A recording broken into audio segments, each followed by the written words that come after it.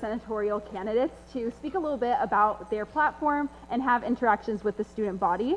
And each candidate will have 3 minutes to present and 2 minutes to field any questions from the audience. So with that being said, please also stick around for the PvP debate that's happening at 8 p.m. And yeah, I think we can just like jump right into it. So can we get a round of applause for all of our senators?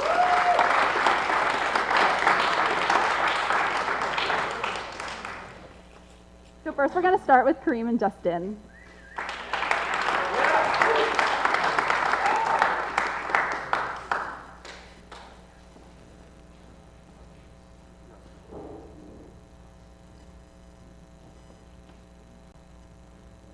Hi everyone, my name is Kareem.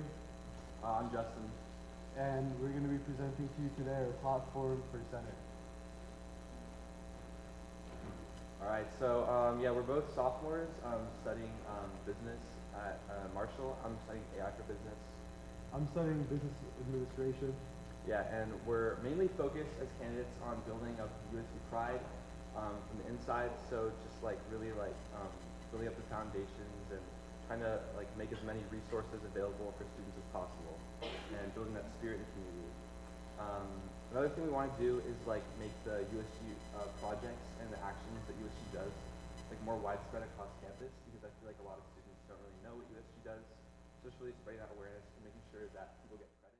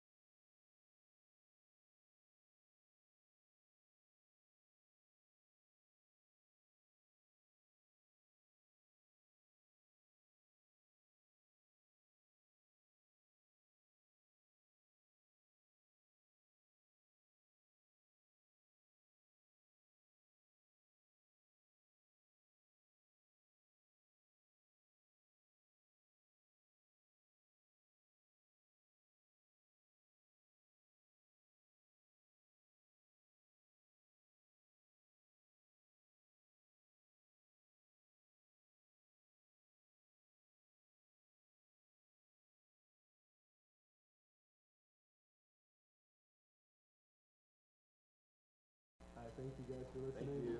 Thank you.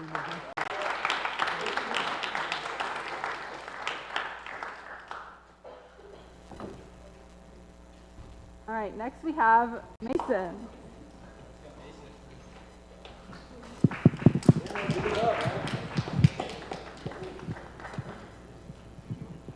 Yeah, sure. What's up, everybody?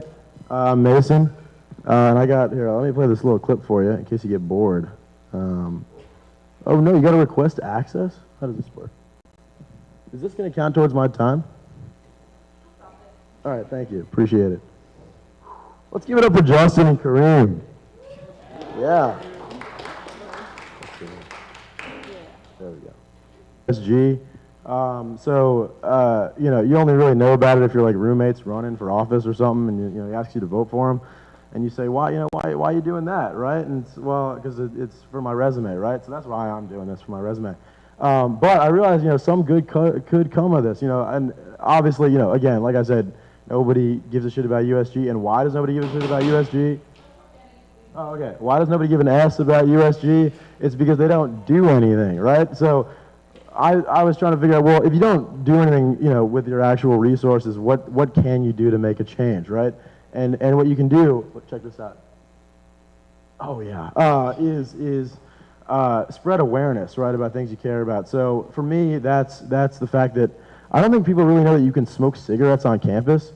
You're not technically allowed to, but you can. Nobody's going to stop you. I say this, from experience. You can smoke outside of Taper Hall on the lawn. You can smoke outside of WPH. You can smoke outside of DMC. You can smoke. Oh, sorry, F it. You can smoke.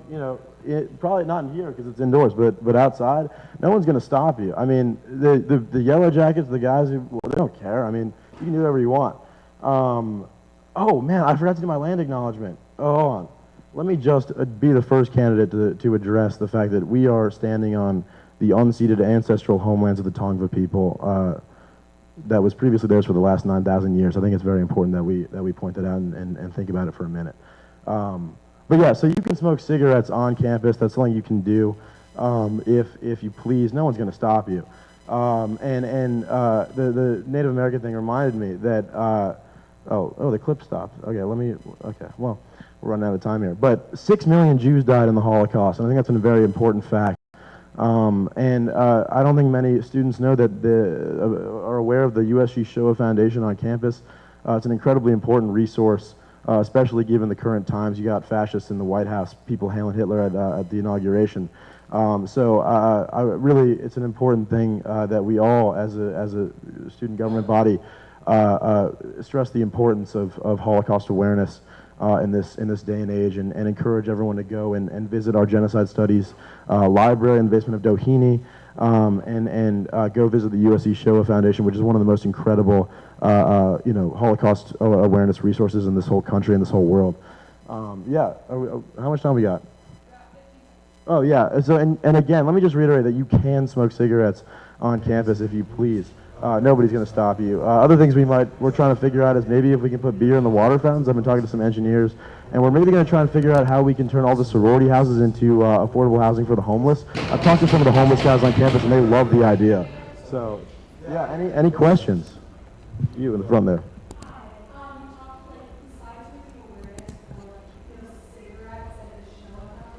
Yeah. Well, like I said, there's the thing about beer in the water fountains and the sororities, but yeah. No, I mean, I was thinking maybe we'd try and construct a time machine to go back in time and kill Hitler. Sorry, that was hard to keep a straight face for. But let me just be the first candidate to say also that I would have killed baby Hitler. I don't know if anybody else wants to come out and say that, but I would have personally myself. I know that wasn't your question, but that's my answer. Anybody else? Any other questions? Going once.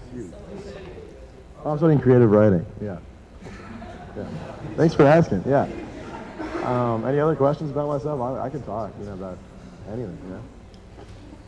Yeah. Anybody else? It's complicated. Here's the thing. Socrates in the Credo, which is the fourth book in Plato's Five Apologies, he talks about the law as an institution. And he uses the analogy of your parents, obeying your parents. Sometimes your parents make a bad decision. They spank you when they shouldn't. You can be mad at the law, but at the end of the day, you're still inclined to listen to your parents. Your parents are still a role model for you. And I think the same principle should be treated for the law. And I'm glad that you brought that up because I actually forgot to mention it. If I am elected senator, I will encourage USC to acknowledge, officially take a stance on the whole OJ thing. It's been far too long, and I think they should just come out and say, we know that the court said that OJ didn't do it. I think it's an important thing. They didn't acknowledge when he died. They didn't say anything about it. There was no obituary. There was no, remembrance. In fact, I think we should have a monument for him. He's the greatest running back in this school's history, the greatest football player in this school's history, and frankly, I think the greatest running back in the history of the NFL. So it's important that we remember that, and it's also important that we consider what Socrates said about the laws and institutions. Thank you very much, ladies and gentlemen. See ya.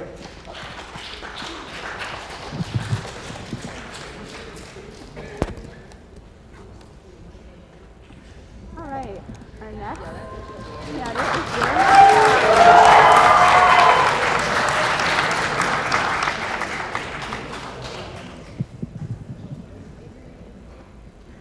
Let me know when. Work? Okay. All right, hi guys, my name is Jeremiah. I'm a sophomore majoring in legal studies. I'm from Clovis, California, Central Valley. I'm running for re-election to the USG Senate.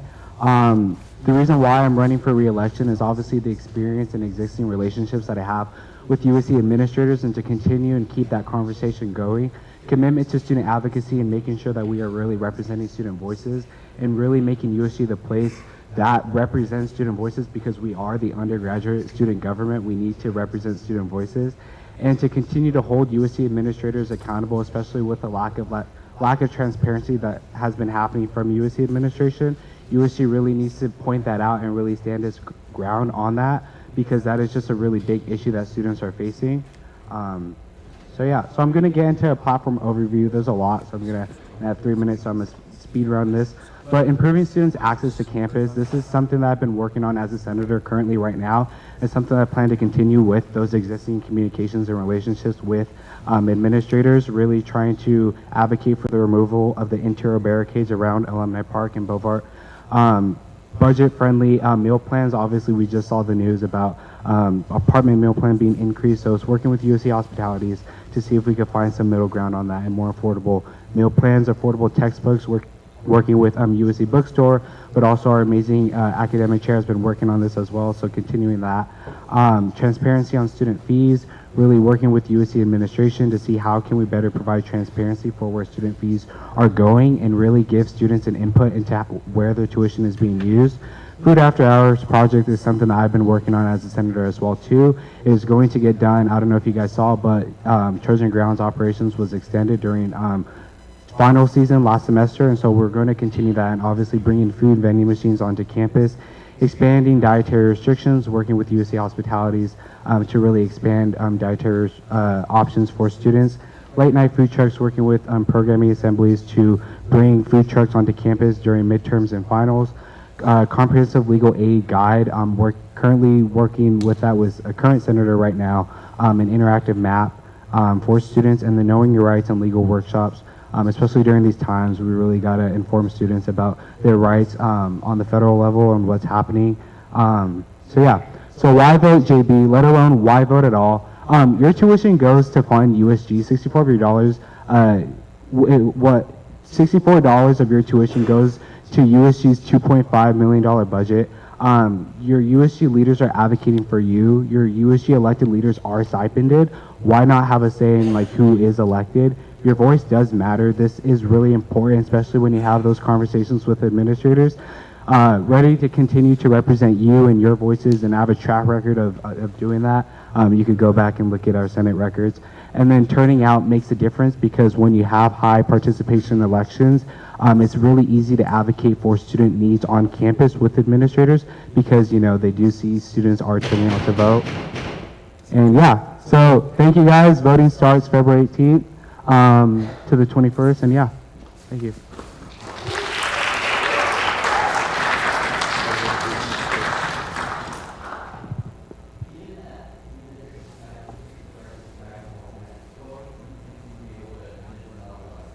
It's just really continuing those conversations with administrators, specifically USC Hospitalities, because they are the ones controlling that.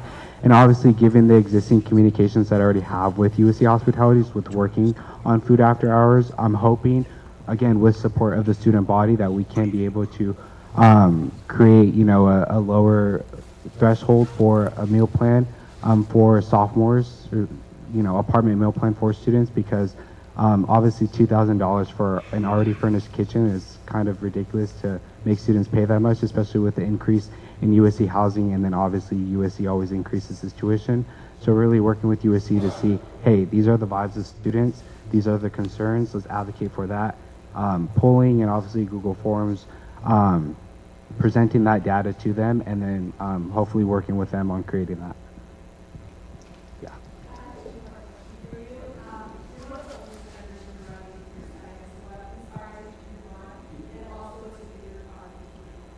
Okay.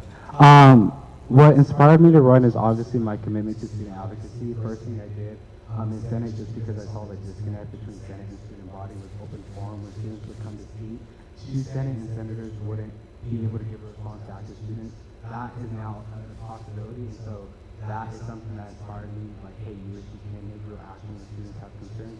And then my favorite project, honestly, has been, there's a lot of projects, but honestly, Food After Hours, because that is something that can actually get done. We're just working on the logistics right now, and then hopefully we can get something done by the end of spring 2025. Yeah.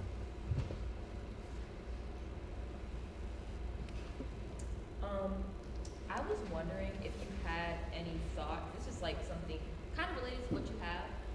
At Yale, they have like these underground like buttery things where it's like 24-hour food, or I believe food until like 3. Would you ever consider something like that on campus, like in one of the buildings, or just implement it somewhere? Yeah, I have thought of that. However, just we don't want to overwork the staff because they would be upkeeping of that, and so obviously it goes into a labor issue. I've already tried that avenue with so that's why we're creating some training machines. We're trying to bring that onto campus because that doesn't require any staff and it's pretty simple to use. So yeah. Thank you.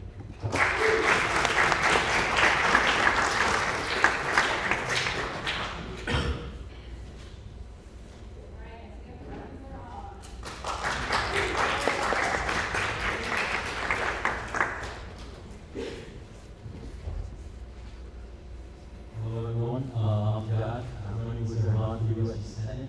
Unfortunately, he's able to be here because he's doing a semester at the USC campus, but I'll be covering everything you guys need to know. So just further about me, I'm a freshman majoring in political science on the pre-law track. I'm a current member of the USC Senate. I was recently inaugurated after the resignation of the speaker. This I was running up in special election. And I'm seeking re-election in order to have full term, full fiscal year to uphold my academic promises, which I'll get more into. Zehran's a first year student as well at USC Price School of Public Policy. He's an ROTC cadet and aims to represent diverse voices of our student body and advocate for equity and inclusion. Now, our vision together. We are running for Senate together because we share the common goal of ensuring that every voice on campus is heard, valued, and represented. Under capacity, right? We only have 2 sophomores in the Senate and 1 freshman, which is myself. I think that's really disproportionate in terms of adequate representation. So we aim to ensure that the voices of nearly half of our undergraduate population are adequately represented in the decision-making process. Now, our core goals. Our campaign revolves around 3 main points: transparency, collaboration, and representation. For transparency, we need aim for more transparency within USC administrative decisions. But what we can do as USG is raise awareness about the things we do as well. Because we have a problem, right? Most students, or a lot of students, don't know about USG. And for the ones who have heard of USG, they likely don't know about what we're doing. So we need to raise awareness by making things like the project tracker more accessible to students. We can do things like raising awareness about our Instagram, which is how I even found out about USG and the election.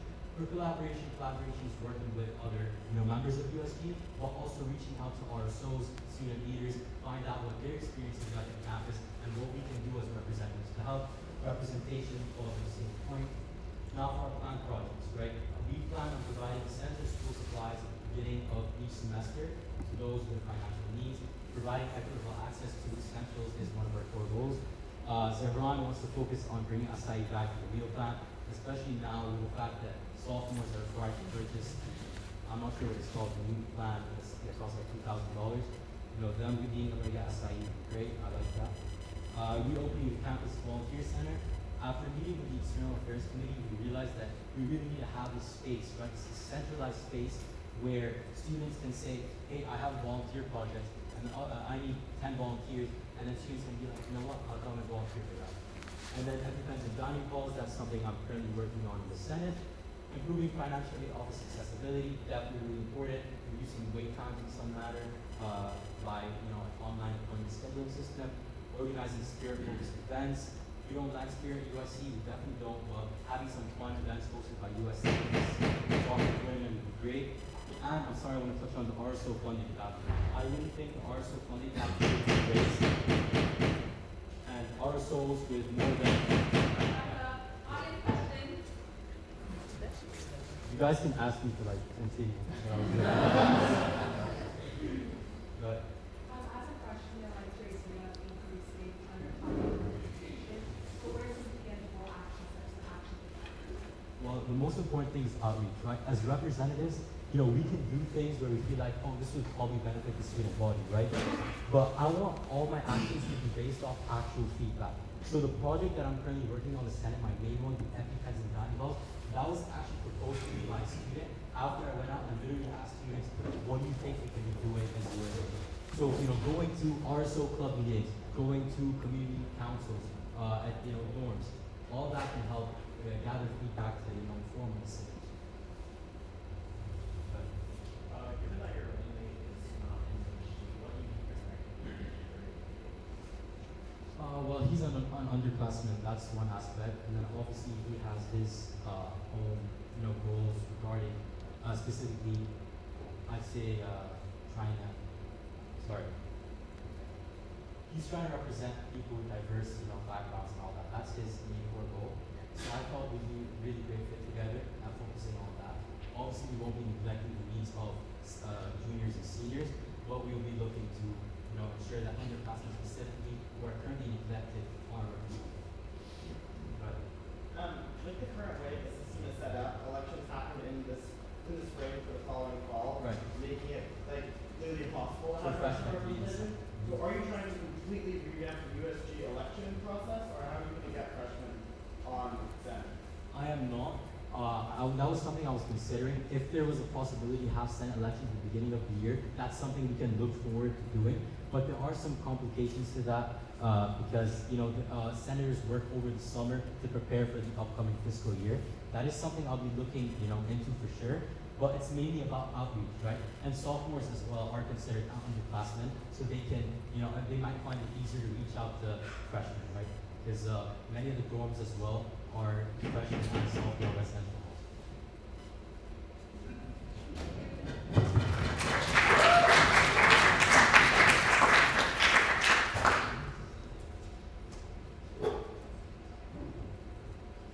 Next, we have Moy.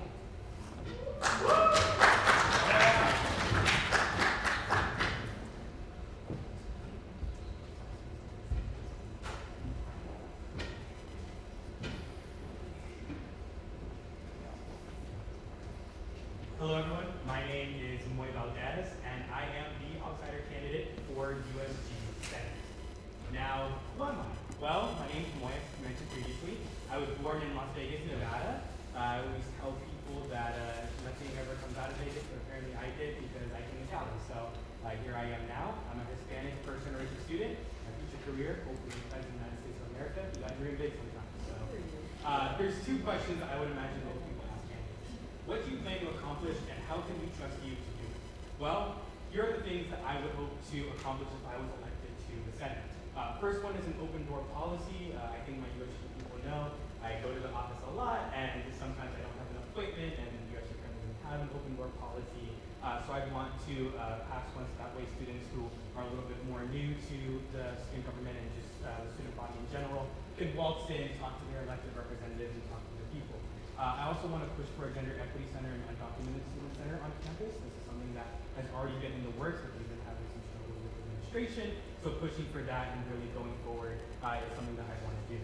More open days for the children's food pantry Monday to Friday. I know right now it's open 3 days out of the week, so expanding that would be amazing. Making campus more accessible to transfer students. As a junior transfer student myself, I know it can be really tough to not only communicate with other transfer students, but just other USC students in general. So that's my hope, is to make it a little bit more accessible. And my big one is a grant tied to voting in USG elections. I think if you vote in USC elections, you should get a grant or an award for doing so. And the reason why is I think we should incentivize people to participate in our democratic process and not decentivize them, and hopefully they'll take that lobby and apply it to their personal lives, and they can vote in presidential, midterm, and local elections as well.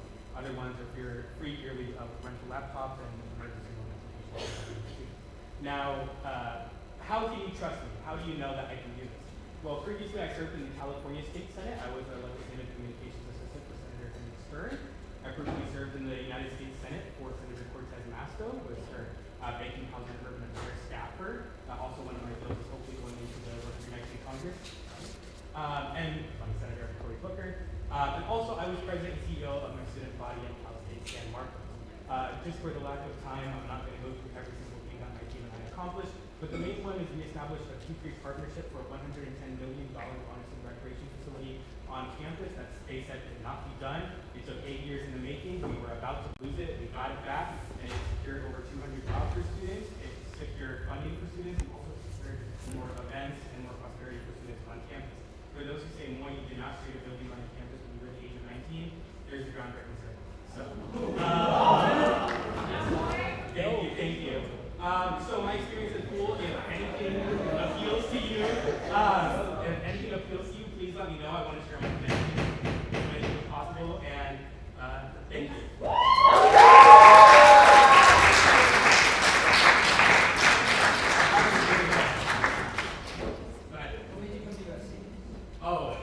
I actually accidentally applied here instead of Stanford, and I got it here, so I was like, I'll come here.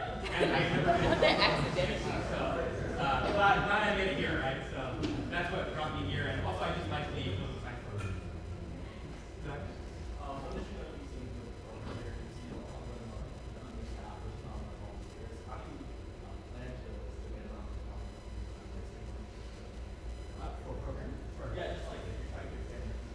I think opening them, like something that we had a huge success in my other California campus, and opening them for job opportunities for students and for volunteers, and advocating those positions not only for our social media, but also just going out and tabling and telling people, hey, not only can you get like a scholarship or even just like volunteer helping out food insecure your peers who are food insecure, but also it's a great opportunity to gain experience in student government, to get experience in volunteering, and we saw, I believe, like a 90% increase in our volunteers after we did that. So tabling programs and things like that.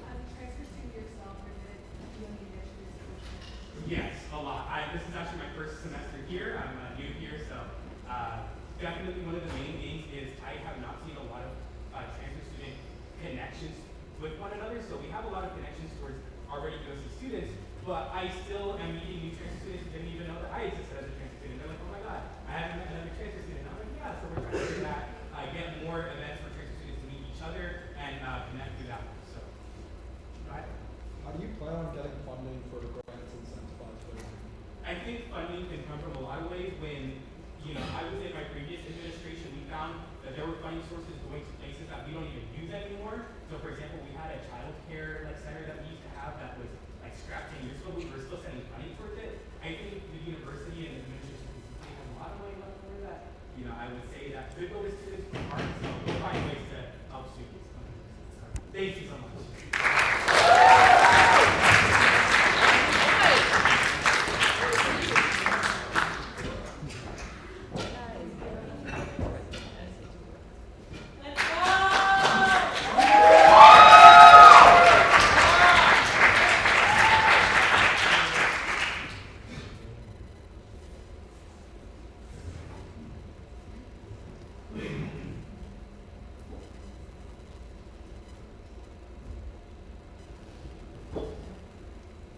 Hi everybody, my name is Sudeepta Murthy and I'm a freshman majoring in public policy on data analytics track, and I'm from New Jersey.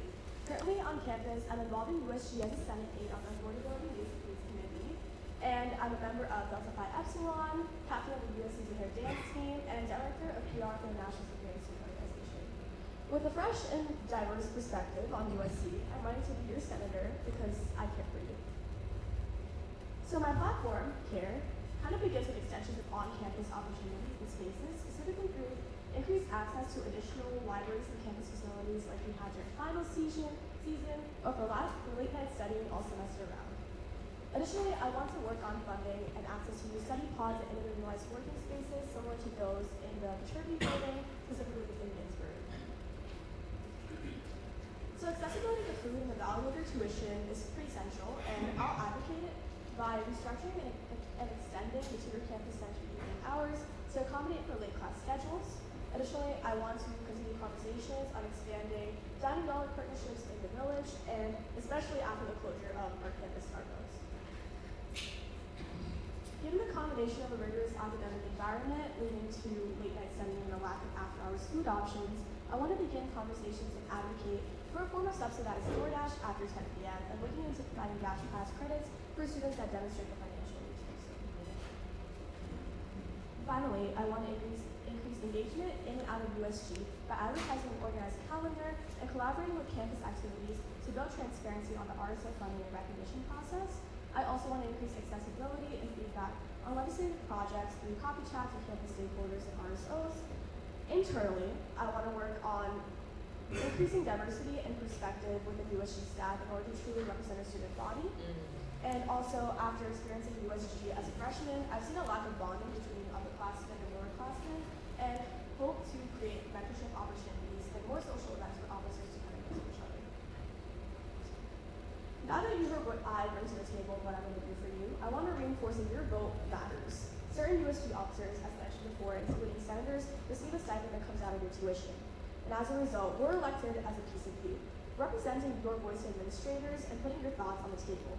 As someone with experience in USG and negotiating initiatives with administration, like the extension of Trojan Grounds during final season, I see what your vote can do. And if you vote for me, I can guarantee that I'll carry your voice with me and make your vote count.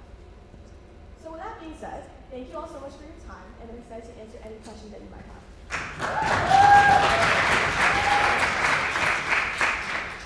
Hi, what makes you unique from all of you? Great question. You'll see soon enough, but I'm the only woman kind of running for Senate this election season. So with that comes a very diverse perspective, and I'm representing 21,000 undergraduate students that are female. So that's a pretty big number, and one voice can carry a lot. So let's see where that can go.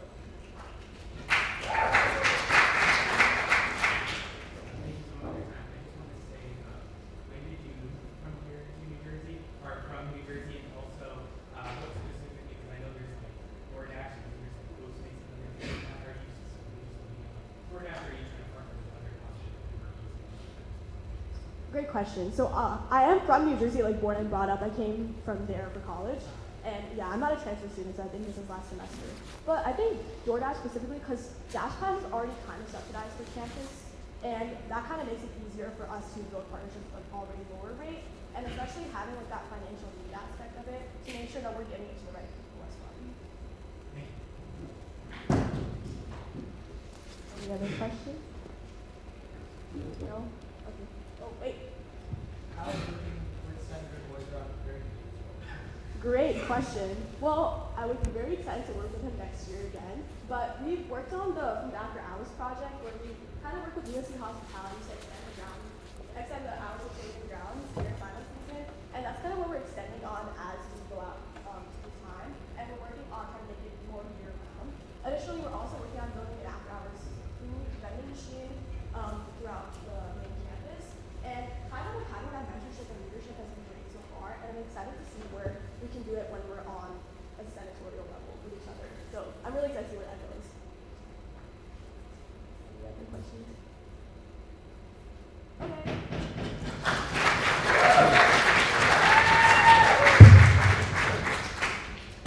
Quick note for the live stream, if you're asking questions, could you speak up a little bit so the other students can hear the question? Thank you.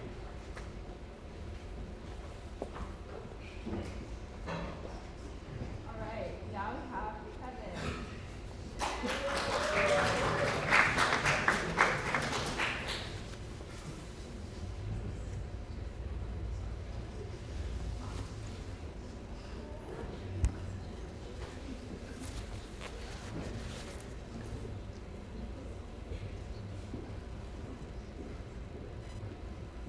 Hi everybody, my name is Tushar, and I'll be representing the KFC campaign.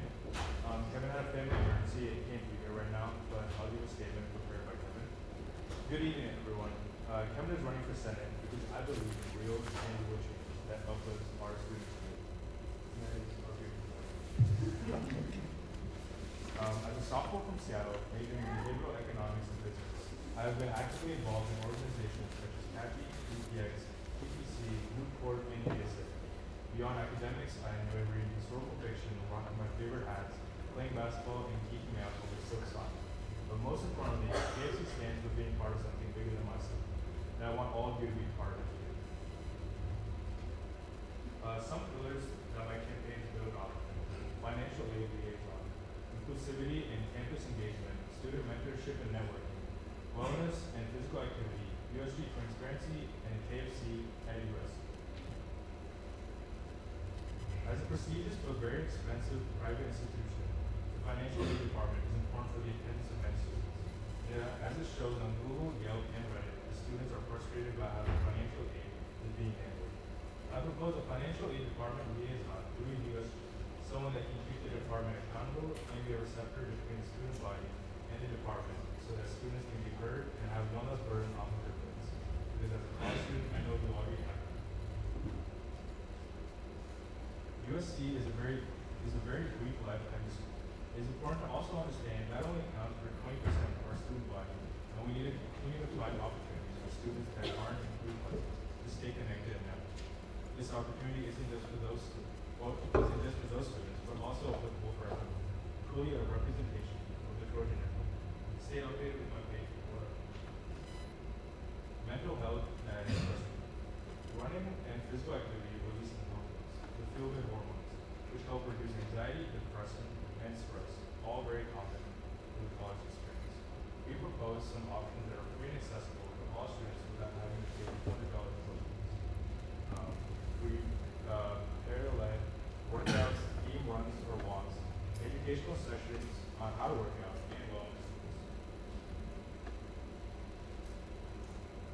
Lastly, it is important that we get some cheap, fast, accessible, and safe food for students studying late into the night.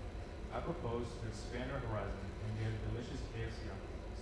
And FYI, KFC actually stands for Kevin for Change, just so that we don't miss it. Here's the Instagram so you guys can stay updated. And thank you so much for your time.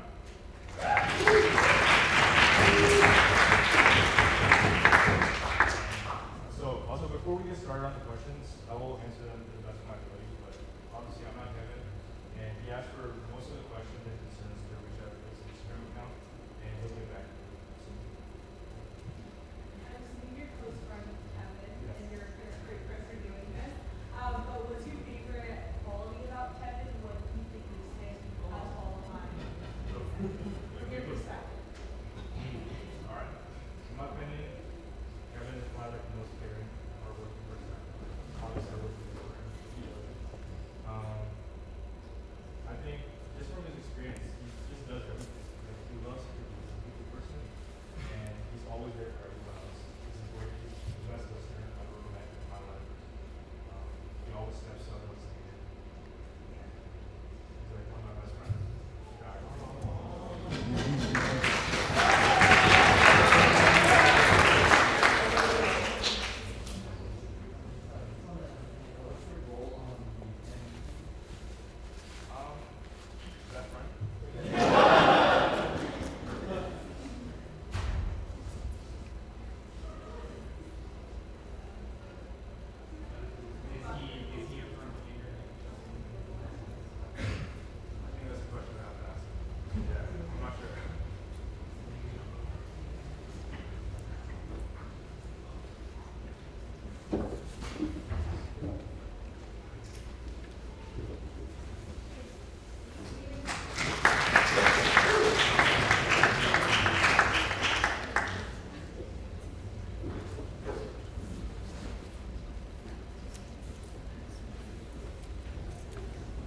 Next we have Dakota.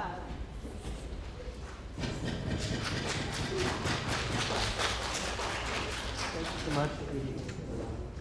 For those who don't know me, my name is Dakota Driemeyer. I'll be running for USC Senate. So pleasure to be with you this evening. I want to start off with a lot of great ideas for USC, and I share a lot of similar ideas because I think there's a lot of the same issues that we see So the one thing I am concerned about is, hey, where do we get the money for this? Because a lot of, if you don't know about USG's budget, if you go to my USG Instagram, in my link in bio, I put the USG budget for the last 6 or 7 years. You can look at it.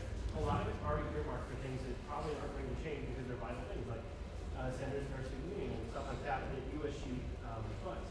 So keeping that in mind, there's a few ideas I have to weigh. Hey, how can we create some funding to do things like, the first thing I want to do is our textbook affordability tab.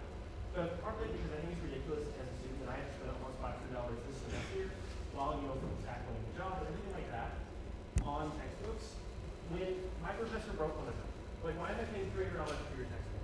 So if we can work with our professors and get them to sign on to the affordability tab and make textbooks free of charge, ideally, would be the greatest thing. Or using open educational resources, encouraging professors to do that, and advertising professors that do.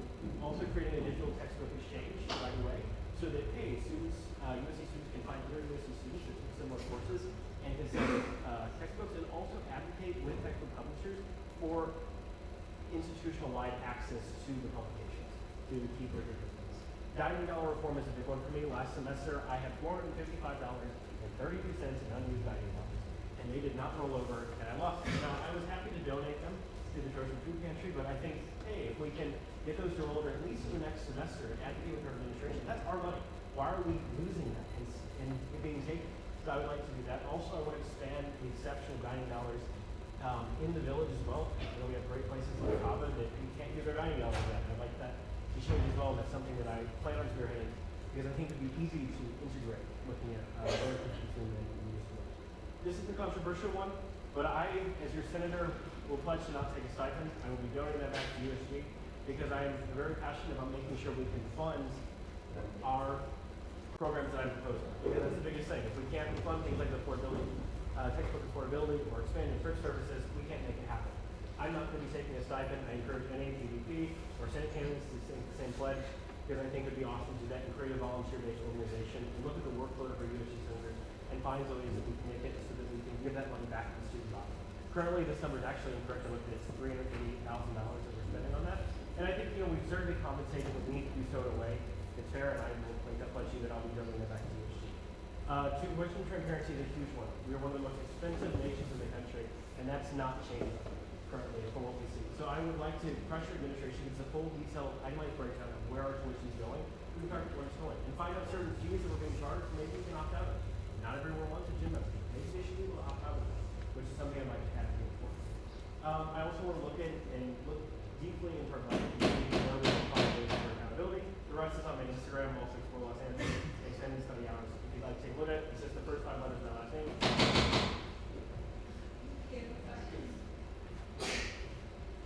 Hi, so some people, like a lot of senators, they're not taking a stipend because of, personal reasons, but it supports their own livelihood. A lot of people don't have the courage to do so. So, can you tell us more about why you don't believe in stipends and why do you want to take that away? Well, it's not, no, I don't want to take it away from anyone. It's more like a volunteer thing, like, hey, I want to see an organization like this. Mostly, I want to get into this because I want to make a change on campus, not necessarily pay the stipends there. And there are certainly people that are privileged that don't have access that need the stipend. But for me, like, I don't necessarily need it, so I'm making that pledge to donate that back. And other people that can, we are a school with a lot of financial privilege, and there are people in the Senate that may have the means to do that. I would encourage them to work with the campus to make the same pledge as well, so that we can get this funding to people who deserve this money. So no, it's not worth it. Yes? Just to clarify, are you planning on ending USG stipend or promoting other officers to not take the stipend? The second part, promoting the other officers not to take. In a way that's worth it. It's a personal thing. But then if you encourage that, would you not say, like, if they don't do it, it's frowned upon? No, absolutely not. Because I think we make an understanding that, if you need it, it's there. It's already appropriated and we're spending money on it anyway, but I want to see some of these ideas that we've all talked about this evening happen. And one way of doing that is this is a way I can make this change there and others can do the same thing. How would you ensure that the other senators will be up? Well, like I said, there's no shame in not doing it. Everyone's taking this side of control. This is something that I do. I think part of the issue isn't necessarily receiving a stipend, but more or less holding people receiving a stipend accountable. Do you have any plans to keep your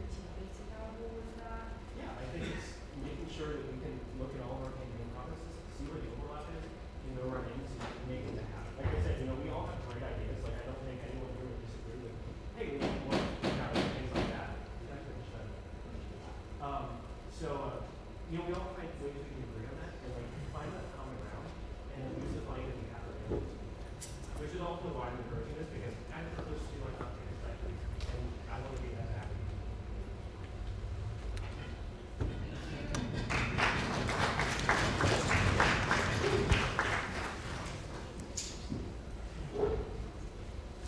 Now I have Andrew.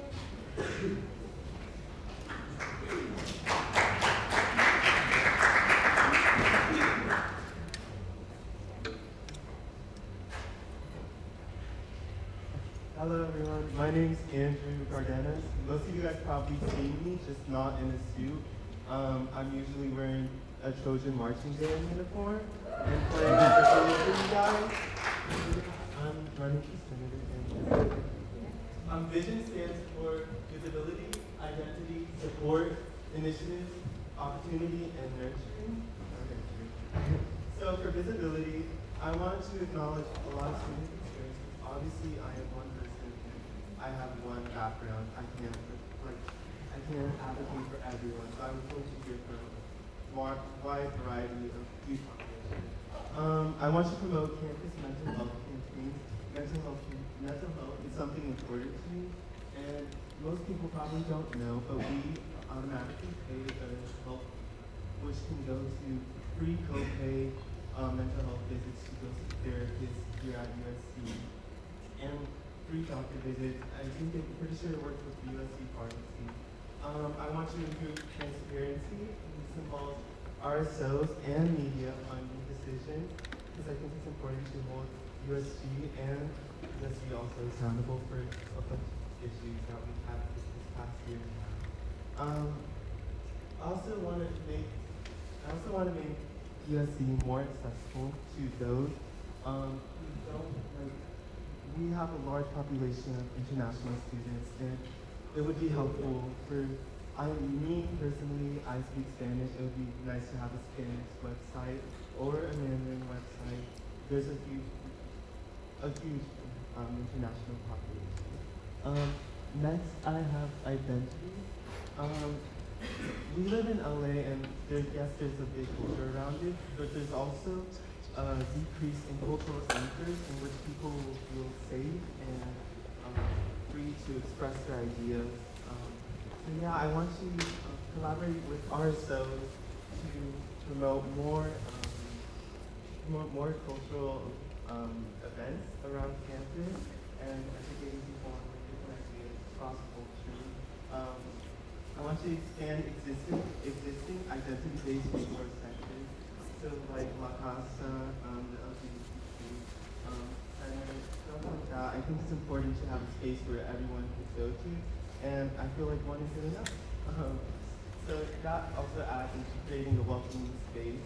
I also, like many of the candidates, want to remove the internal barriers and provide more accessible entrances around campus buildings. And so that leads into support. I, again, want to expand mental health resources, and this includes adding culturally competent counseling and peer support networks. I recently read The Daily Trojan, and one of the articles was about DPS.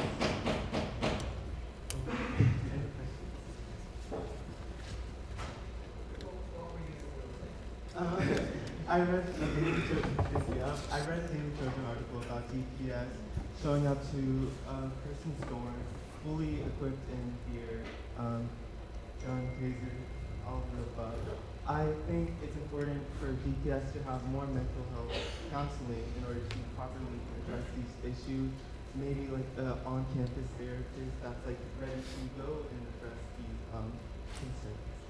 Thank you.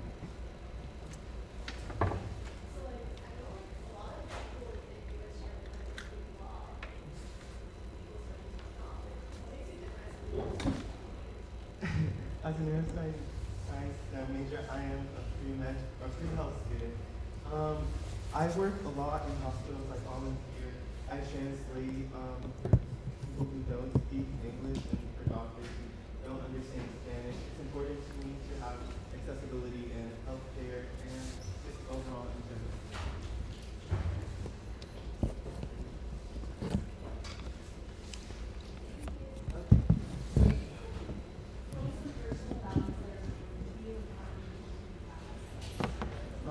personal values are important to me. I love hearing from different cultures, and I would like to consider myself a really open person. I read a lot on just articles in general from different backgrounds. I would love to incorporate just different backgrounds into USC. I love the assemblies from different communities. I think that's an excellent idea, and I think we can expand more.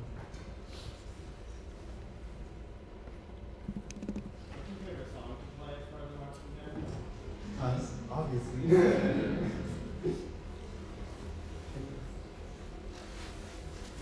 Thank you so much.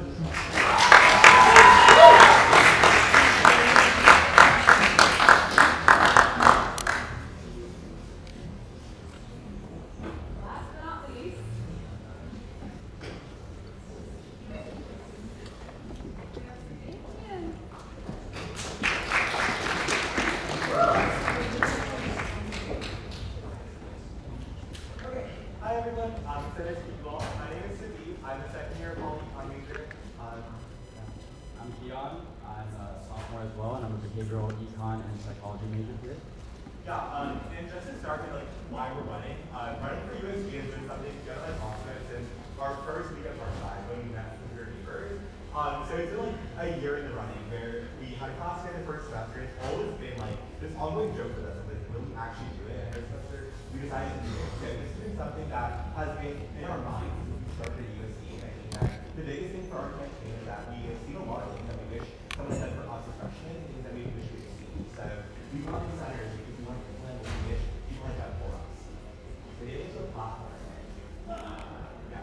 Okay, so we have acronyms SMART. If you have more questions about it, it's linked in our bio. But starting with the solution, there are a lot of things we want to see done on campus, and that's the need of our platform. So that includes things like a club subsidy program for clubs that have teams that aren't really simple for a lot of students and having a process to make sure the clubs are as open to students as possible. That's not really possible. A lot of times, clubs take that responsibility on themselves to provide scholarships, and that's always really for clubs. We keep clubs as accessible, and also make things like technology more flexible for students who are paying for them.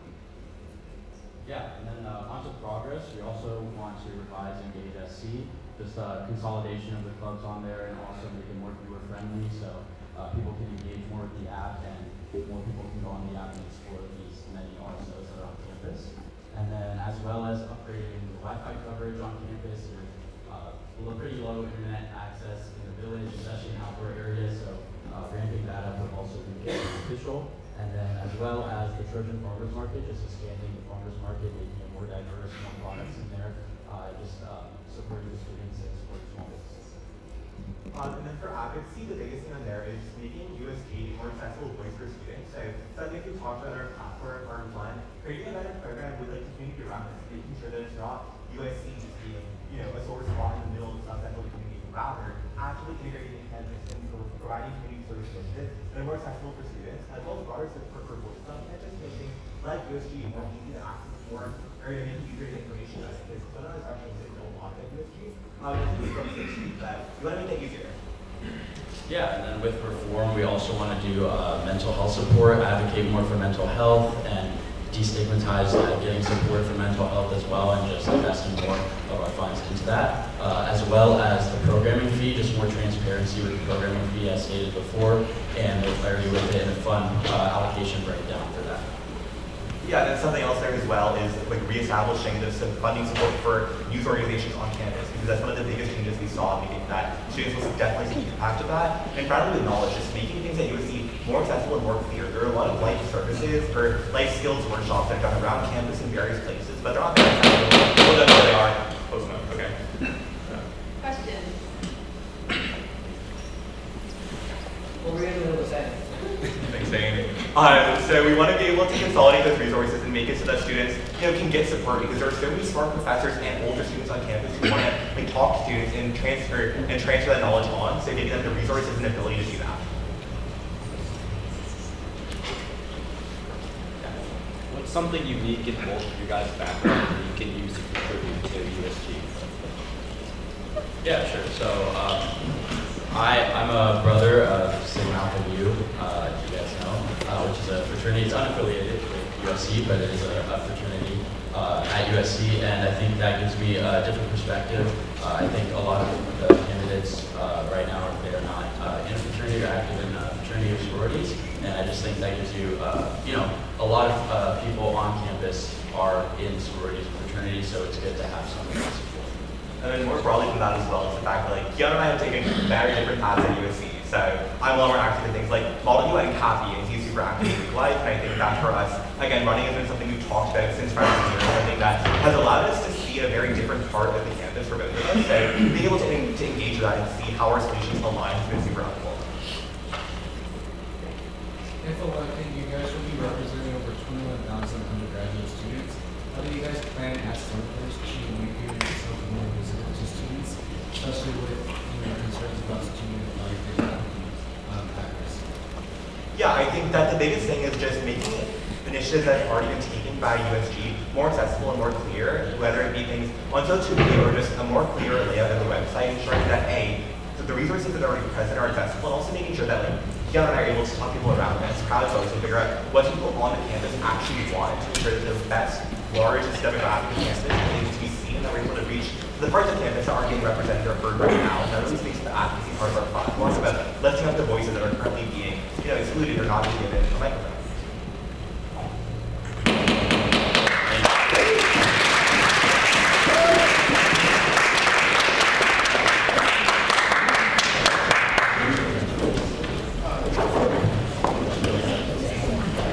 All right, everyone, and that concludes our senatorial forum. Can we get a round of applause for remember that voting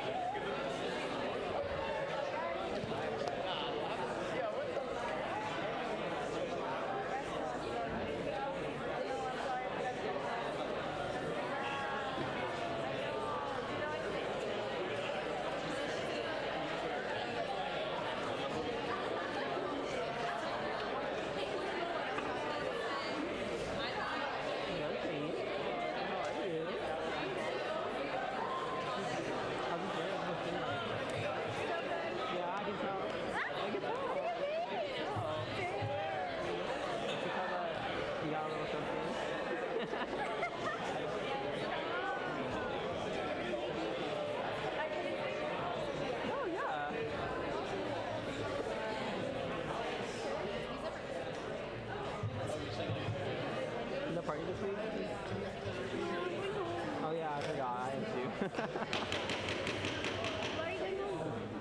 everybody. Thank you so much for coming. My name is Zehran. I'm the co-executive editor of Yonover Media, along with Elija. And Steph is the editor-in-chief of Daily Trojan. We're your student media representatives, and we will be moderating this debate. So before we get started, I want to thank you all for coming here on a Tuesday night when I'm pretty sure we all have assignments due, but you all are here, so thank you very much. And also thank the candidates for presenting and sharing their platform with us. So before we get started, I'll just go over some of the rules and explain the procedure of how this debate is going to work. Any questions? Okay, perfect. Well, we can get some enthusiasm for this.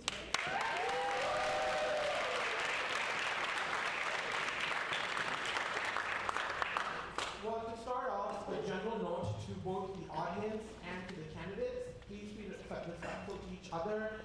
You might disagree with someone, but there's a way where you can express that in civil manner. And also with the audience, no booing, no heckling. You can cheer when they're done with their answer or when they're done with their opening statements, but please do not interrupt, only because we're keeping this pretty tight. And then the next thing is the rules for the debate. So we have divided this debate into 4 sections. The first one, we have the opening statements from the candidates, followed by a moderated panel of a general question, which means we'll ask the same question to every candidate and we alternate. So let's say we start with this ticket here on the first. The next ticket we'll start with John and Gwen, who are second, and then we'll move down the seats. And after that, we will move into the rapid fire question. This is something we've adopted from last year, and this will be moderated by Susanna, who will just test how much the candidates running for USG know about USG.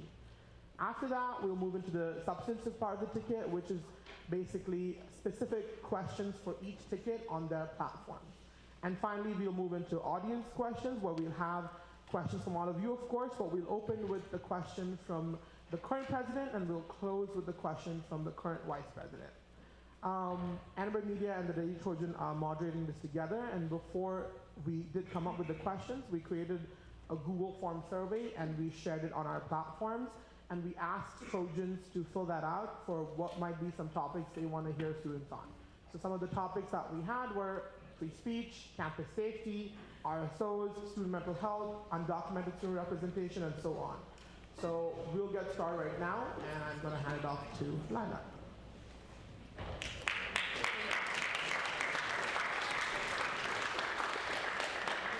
All right, thank you all for coming. Tonight we'll be starting off with the opening statements. Each ticket, you have 1 minute. We'll start with you.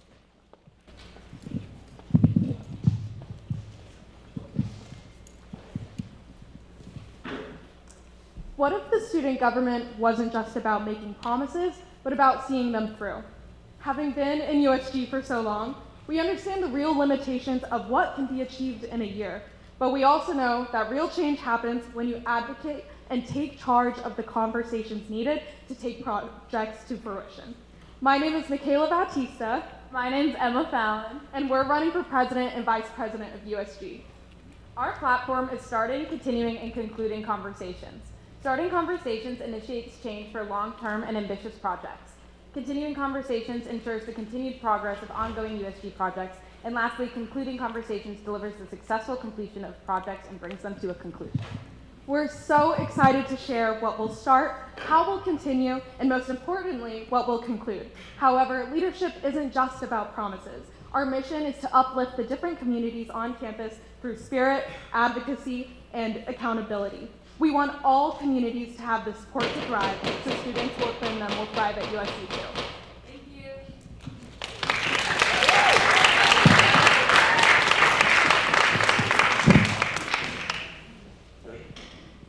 Hi everyone, my name's John Breitfelder. And I'm Gwen Obicane. And we are here to ignite Trojan innovation. We're here to bring life back to an organization that has been held back by bureaucracy for so many years. We're here to be here for all you students. Our platform is very simple and very innovative and continues an innovative track record where we're transforming USG. Our biggest point is Fleet, which is a student-run USC's first ever digital marketplace for students by students, where you can sell your student football tickets, your subleases, and your furniture on one centralized marketplace, and it's gonna be a game changer. Our next platform is food, and we need EBT. We want to continue that work for it to be accepted at Seeds and on-campus dining options. We want to have In-N-Out during finals week as a mental health initiative. And lastly, our platform of future. We want to incorporate a freshman assembly to incorporate first-year representation on campus. Then we want LinkedIn Premium for all students. UC Berkeley did this for their students. It's something that we really can do given our big alumni connection. Ignite Trojan Innovation with John and Gwen.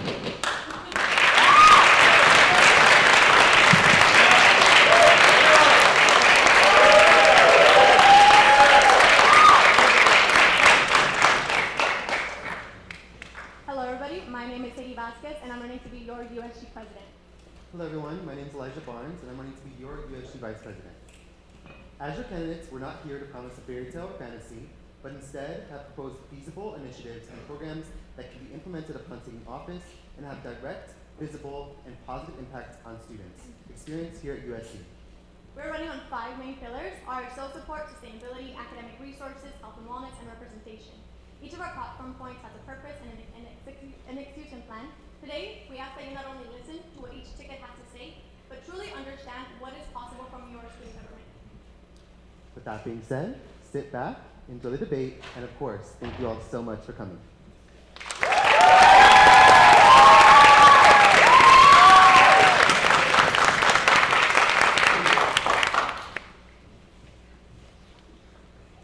Hey everyone, I'm Bhatti. I'm a sophomore majoring in business from Tennessee. I'm Chichi, Makasi. I'm a sophomore majoring in pharmacology and environmental development. We're running for president and vice president, and we're really here because we feel like most students don't care about USG. Most students don't even know what USG is, what USG does. At the core of our platform, which is the most detailed and longest platform, 24 pages, we are here to represent students and go directly to students on multiple issues. Our platform is really just based on amplifying the voices of students. This means implementing ChatGPT EU, which UPenn Wharton did for their students, free laundry for USC housing, removing the fences around Alumni Park and Bikini, student input on concerts, and reinvigorating our student concert and speaker budget and utilizing that budget, and reworking the dining system to ensure that all students have ample dining options. Our biggest points in our campaign are about advocacy, but as I said before, we have a very long platform which really encapsulates most of the administrative work of USG. Go all in and vote all in Chichi.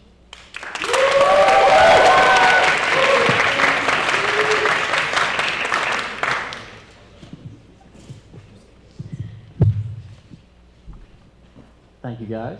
We will now be beginning the moderated general question panel style debate. Essentially, we have 5 questions in total. Each ticket will have 1 minute per question. As a reminder, that 1 minute is a hard cutoff, and that if your ticket is mentioned directly by name, you'll be granted 30 seconds to reply by another ticket's answer. We'll start down here. We'll go from left to right. Everyone will have the time to answer their question. And then for the next question, John and Gwen will start, and so on. Our first question, Susanna has the question. Thank you. All right. So in light of the recent resignations within USG, which cited concerns about the internal culture, how do you plan to foster a healthier environment within USG to improve retention of officers and staff? Additionally, what steps will you take to enhance transparency and rebuild trust? Emma and I have been in USG for 2 years, so we understand the organization inside and out. And we want USG headlines to be about the amazing projects that our officers are working on, our students, getting you informed about what USG is doing to bridge that gap between the organization and the student body. And so when you come to the USG office, we all come to do one job. We have the same goal, and that is to make life for our students better. And that starts with our environment within USG, the organizational culture, which will foster motivation and will allow our students within USG to provide the most efficient and best work for all of you guys. Yeah, we really want to focus on promoting inclusivity and genuine interdepartmental collaborations. Me and Mikaela, we met in USG. We have a genuine friendship because of it. We want everyone to have that experience. And I think it really starts with us and our work in our environment will transcend to the greater student body. So yeah, we want to continue to foster relationships.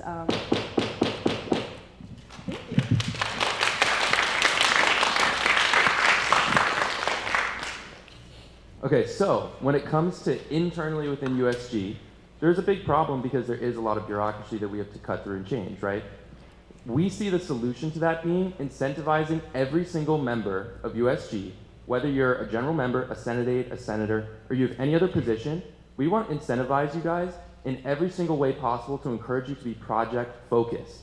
I want every single member of USG to think about what can you do for the students? How can you change their lives, big or small? We don't have to invent the next Facebook here, but every single person can make a difference, whether it's a small marginal project or it could be anything. We want to change those incentives internally. We also want to open communication. I've never been a member of USG, and my biggest problem was that I have no clue what's going on as a student, and they're supposed to be representing me. So we want to do open forums monthly with everyone here on campus, whoever wants to attend, open to anyone, and just really make more transparency on campus. That means collaborating more with the news sources and inviting them into our forums. And also, we really want to restore the daily Trojan funding.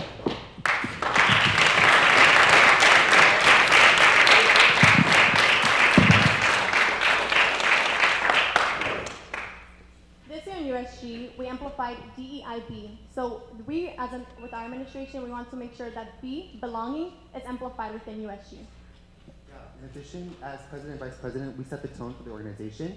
And so it's very important that not only as president and vice president, we understand that we need to foster belonging, but that everyone in our executive cabinet, as well as every other position, is also doing the work necessary to do that as well. We see that happening through making sure that organizational meetings also foster belonging, as well as making sure that we're communicating with students with not only what we are doing personally, but with everyone in the organization, what they're doing to help students first.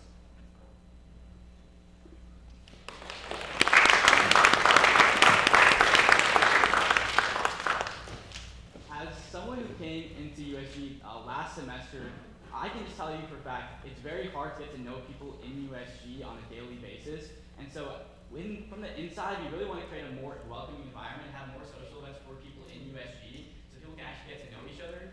And then also, monthly forums during every month. We already have forums, it's called Senate meetings. So I really do think that we really need to go straight to students, which is what Chichi's going to expand on. Yeah, in terms of creating transparency with students, we hope to create surveys and questionnaires so we can get direct input from students about what they want to see USG doing. And we hope to continue doing outreach for students, not just during campaign season, but also during regular seasons every semester, just so that we are directly connecting with students and making sure that they know that we're here to support them.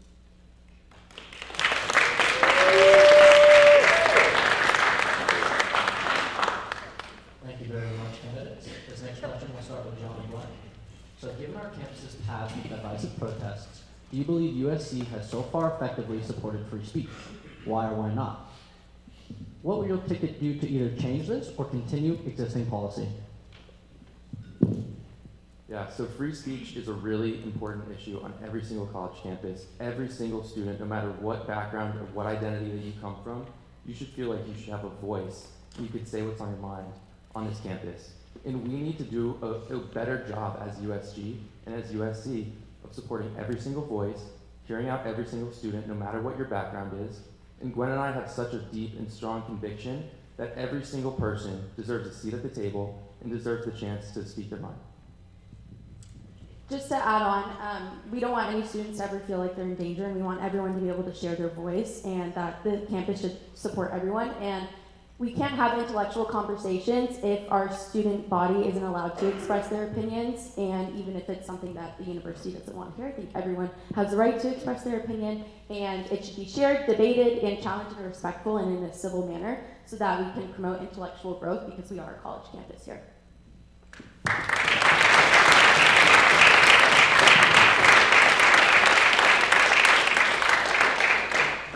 USG represents all of its students, and it's a matter of students knowing that their student government stands for them.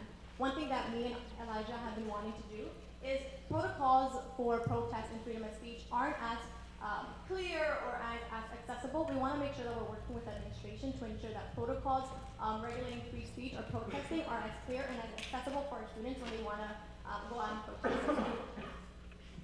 Yeah, we want to make sure that everyone, obviously we understand that there's always efforts that are being made to make sure that students feel safe expressing their opinions, but there's always more work to do.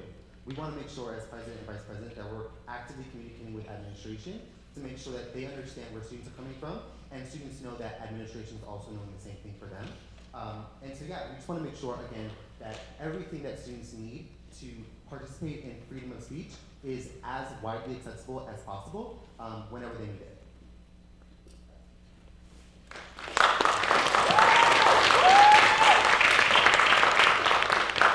Yeah, so obviously a lot of students feel right now free speech is currently like stifled on campus. You know, after the last protest, there were fences around campus checking ID barriers.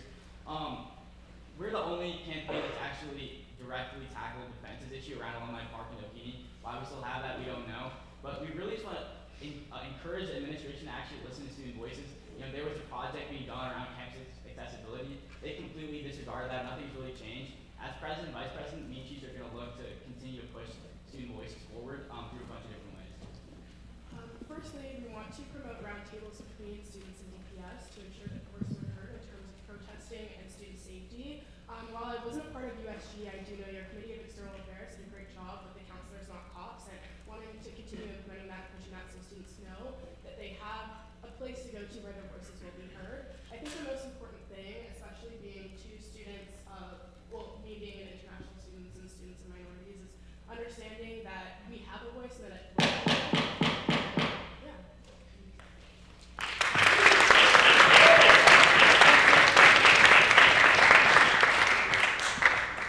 Yeah, for free speech on campus, I just want to echo what the other candidates are saying. We want all students at USC to feel safe and to really feel heard in their different opinions and to have those respectful conversations. And I think a big part of where USG can step in is to provide those spaces to have productive, meaningful dialogue. And I also think administration should honestly step up in that regard as well and have that clear connection and clear line of transparency so that our students are feeling supported. In the past, students felt angry, unheard, or just disregarded. I'm sure there are members of you in the audience who have felt that same way. And we want to make sure that when these situations do come up, we have the system set in place so that administration will have their doors open to you guys so that they can hear you, we can connect you guys with the administration so that open line of communication is there.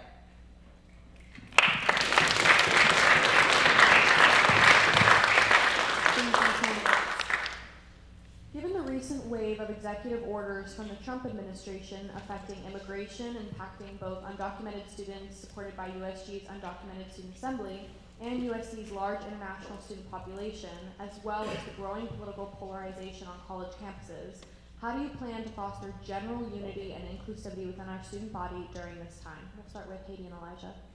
Yes, what a great question. I actually have executed projects regarding undocumented support, such as the Know Your Rights Red Cards, and actually implementing the Undocumented Children's Assembly, which happened all of this year and continuing. So really, it's allowing undocumented students, our DACA students, our international students to really give them space to have a conversation and what is needed. We shouldn't assume what students need, but actually go up to students and see what is it that they need and how can USG stand by you. Additionally, talk to administration when it comes to broad statements and seeing how can we better support our students to make sure that when we go to the Undocumented Children's Assembly, we tell them this is what administration told us and this is how we can act for you. It's honestly just a communication within UTSA projects led by our senators and by our whole entire USG community to allow students to understand what it means to be undocumented as a student.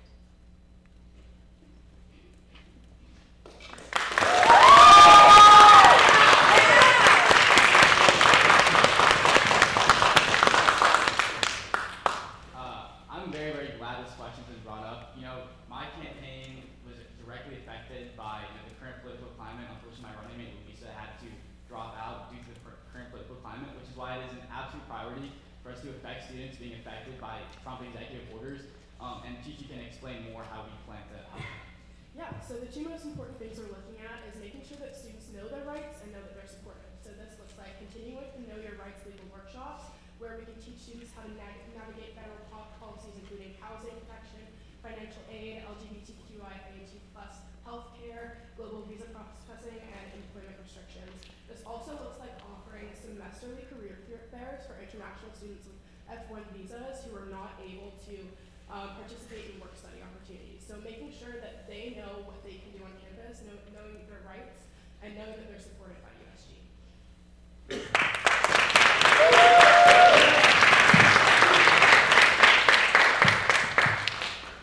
We really want to uplift our student orgs and their leaders and work with them in any capacity that they need. By opening that line of communication, they can come to us with any issues, how USG can support them, how our senators can work on projects that directly affect them, so that they have the support, so that their communities within their organizations can thrive.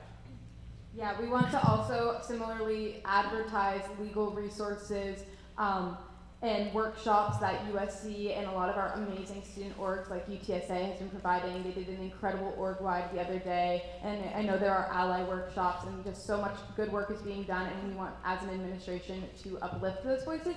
And also similar to the last question, hold conversations and spaces for people to feel comfortable within our administration.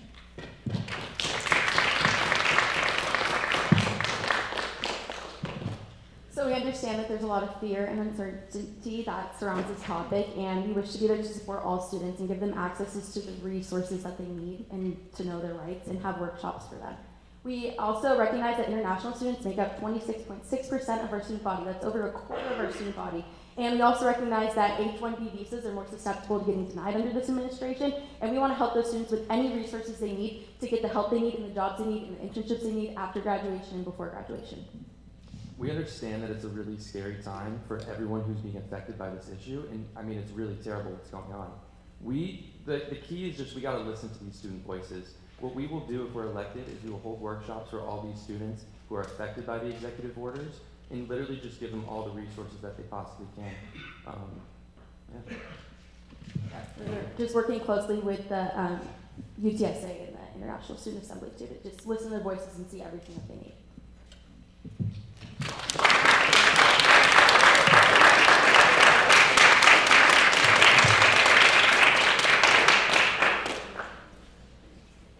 For our next question, campus remains gated and requires a USC ID for students and a legal ID for non-community members. Do you support the gates along campus? Why or why not? If you do not support the gated campus, how exactly do you plan to remove the gates? We'll start with Fallon and Chichi.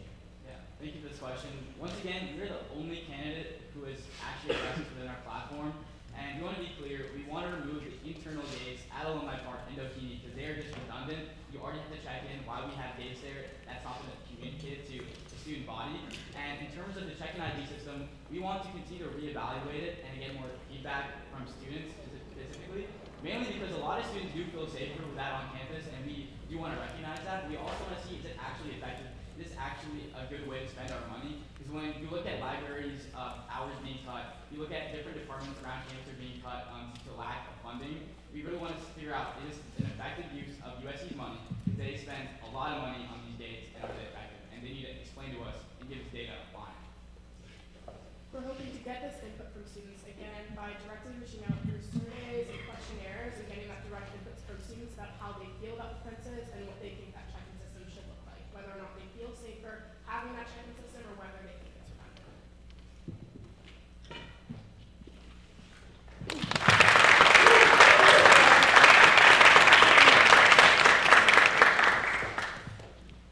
So already USG officers are working on projects to advocate for the removal of fences, and part of our platform is continuing conversations. So continuing on the progress that our students have already made this year and making sure that our administration is uplifting the USG officers to continue the work that they're doing. I know the External Affairs Committee put out a survey last semester, and we're so excited to continue working with them so that they are able to make the progress that they need. Yeah, and I think on our end, we just want to be assertive with administration and want more transparency. What is the timeline? How much money are we putting into this? Why are the gates up in the first place? And we want the USC community to be a place for everyone, externally, internally, and be an opening and welcoming space, and I think some of the gates come with that.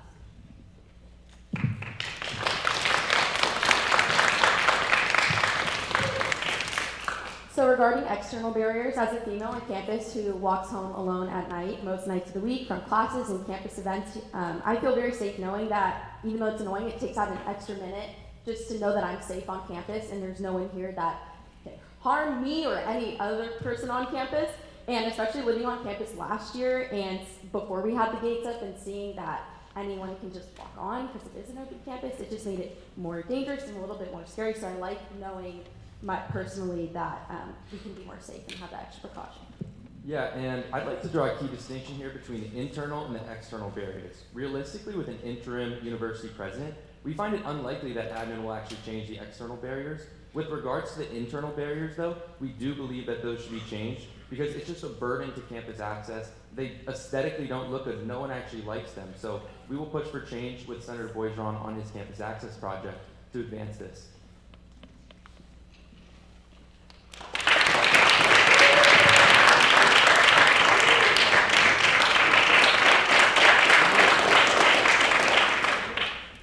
As a member of the External Affairs Committee, I've actually worked on removing the campus access, and what we saw based on that data is that students want the barriers down, but just a concern for safety. So as USG represents all of the students, we have to balance both removing the barriers and also concern for student safety. And how do we do that? It's by talking with the kitchen cabinet and DPS and our administrators and making sure that the conversation is actually flowing and advocating for that within our administration. It's continuing the conversations that I and the team that we made up is leading and making sure that that continues within our administration.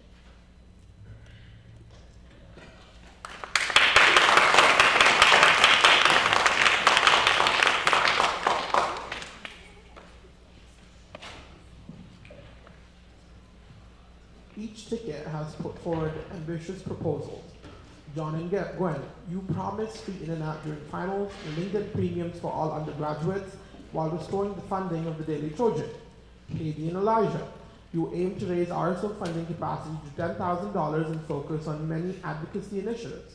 Ali and Chichi propose removing barriers in our alumni park and improving campus amenities, including bell toiletries at USC bathrooms. And Emma and Mikaela pledge access to ChatGPT Plus for all students, along with expanded discounts for Zipcar, Uber, and Lyft. While all these promises are appealing, they lack details on implementation and financial feasibility. Can you walk us through the budget breakdown and explain how your ticket plans to realistically fund and execute these policies? We'll start with John and Gwen. Thank you so much for that question. That's a great question when it comes to executing project success. I have experience on this topic currently in my role as a senator with my Waymo project, right? And when it comes to negotiating with Waymo and negotiating with the school and making sure that we have a project that works with all parties, you gotta work with what the administration wants. And sometimes, as an entrepreneur, you need to be scrappy and you need to work with constrained resources. And that's something that Gwen and I are actually experiencing. So, for example, with our main project point, Flee, that's something that our software engineers have already been working on. That's something that doesn't require that much funding, and that's something that could actually be a startup on its own. So Gwen and I are focusing on how can we actually work with the admin? Yes, we're the entrepreneurial candidate. Yes, we're the change candidate, but it doesn't mean anything if you can't actually get stuff done. And in my term as a senator, I have real experience working with administration and working with their priorities and actually getting stuff done. And hopefully we plan to do that by working with constrained resources, because that's what being an entrepreneur is. We also want to continue to advocate for campus activities to collaborate with one another to make these initiatives happen.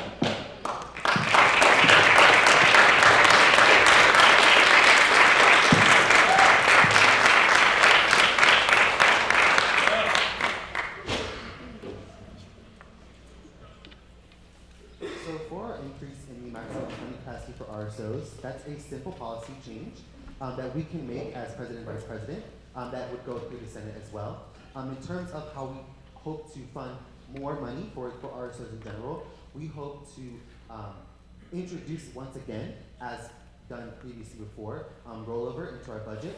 But in addition to that, we hope to look at historically what funds are not used over and over again, and then moving that over and allocating it where it's most needed. Already now, the funding department is almost out of money for RSOs, and so there's obviously a big emphasis and need for it, and that's why we included it in our platform.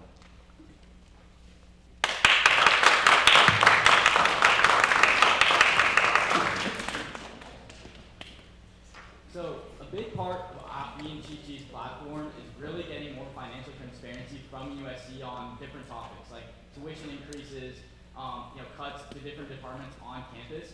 And specifically, as a senator, I did pass a resolution to get requesting more financial transparency with the Financial Aid Advisory Committee. So I really want to help continue to work with administration on things like this, but we also have different initiatives that just don't require money and USC should already be spending money on, like library toiletries. Why is that even a question that we need clean bathrooms for our libraries? We need more answers from the administration that comes with transparency.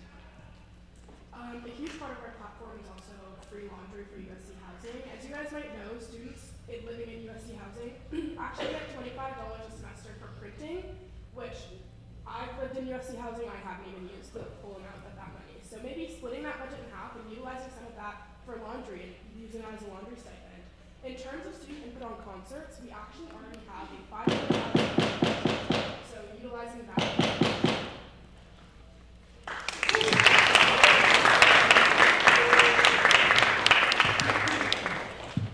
Yeah, I'm really happy this question got brought up because a big part of me and Mikaela's platform is understanding that within a 1 year administration time frame, there's some different barriers like budget, pushback from administration. So we have a whole part of our campaign starting conversations to address this, which is about pushing the envelope, reaching for the stars, knowing that there's going to be some hurdles along the way, like Chat Plus. I've had the honor of being able to sit on the board of trustees where I've heard a lot from administration about leaning into AI and having those different conversations. And so, yeah, do you want to touch more on it? Totally. So we want to create a ChatGPT Plus account free for all students so that you have equitable access to resources. Some people are paying, some other people aren't paying right now, but we want to create a system similar to the New York Times subscription that USG implemented, where you can opt into an account to limit the excessive or unused accounts and limit the fees needed for ChatGPT Plus. If we can pull on different administrative funds as well as the USG fund, we can limit the impact on every fund so that we can all contribute to a subsidy.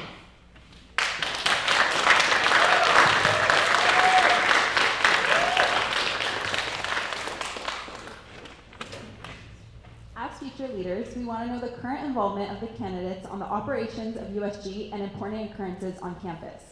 In the rapid fire section, candidates will answer questions about USG to assess their knowledge of the organization and what's happening on campus. If you know the answer, please raise your hand forward, like that, and we will call you. Only raise your hand after the question is complete. You must know the answer at the time you are called. If the candidate gets the question wrong, other candidates may raise their hand and wait to be called.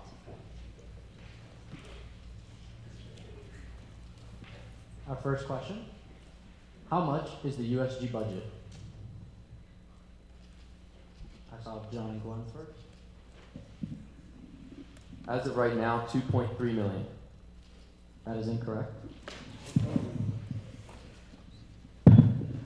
2.5 million? That is correct.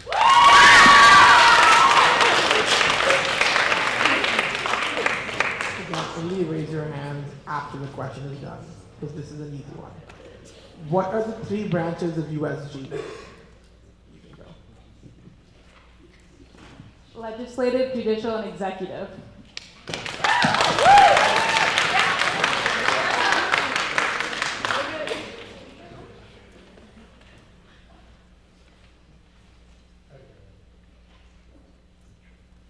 So sorry.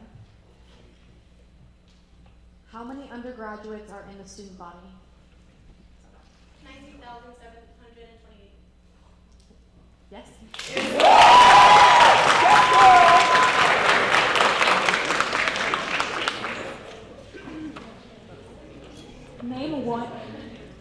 Name one major event organized annually by USG at USC. Shout out Mikaela, Wellness Week.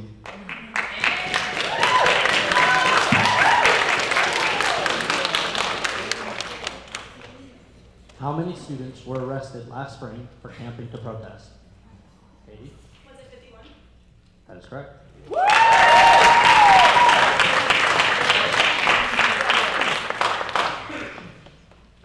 How do you pass a bill? Can you explain the legislative process of passing a bill in USG? First, you have to write a bill, and then after you write a bill, you have to get 2 to 3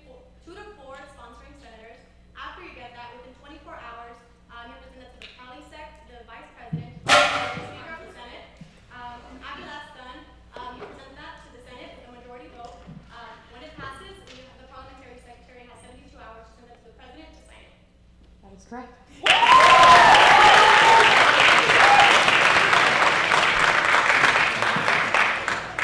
The next set of questions are part of the rapid fire, but we will have each candidate answer these questions.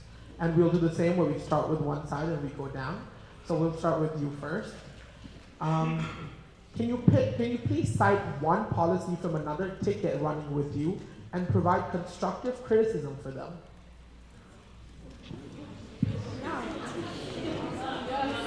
All love, all love.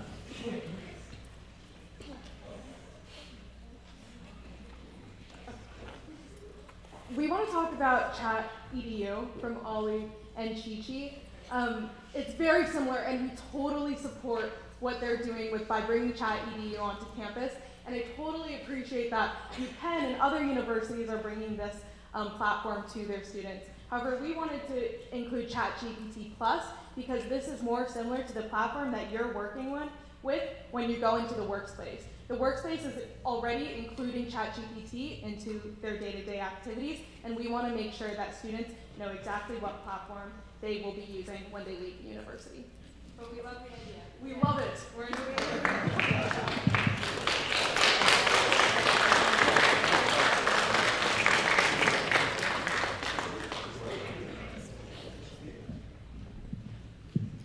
Yeah, so we actually agree. We're going to point out the same thing with ChatGPT Plus and EDU for both Mikaela and Emma and Ollie and Chichi, since they both have in their platforms, but for a different reason. And that's actually just because USC students already have access to Perplexity Pro. So it's, in my opinion, an even better AI. So, that's just something. Also, something we learned from the Environmental Student Assembly is that ChatGPT uses a lot of water to cool their servers, so it's an unsustainable platform to use for AI.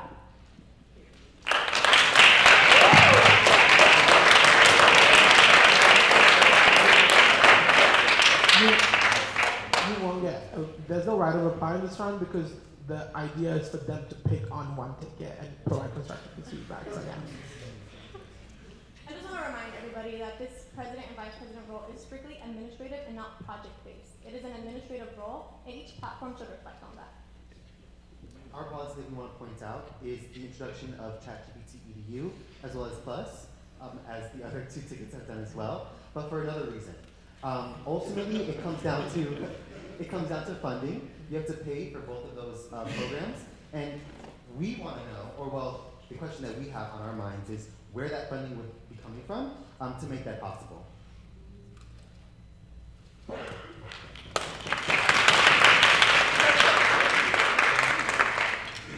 Just to be clear, we're not allowed to respond to any criticism. In future questions, you'll have that opportunity. The format of this question is to discuss another ticket policies without response. Okay.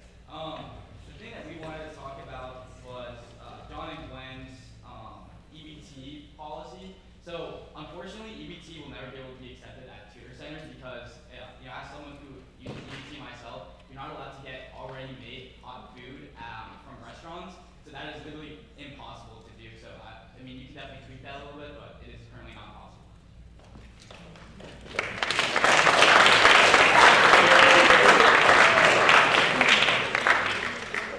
Our next question will be starting with John and Gwen.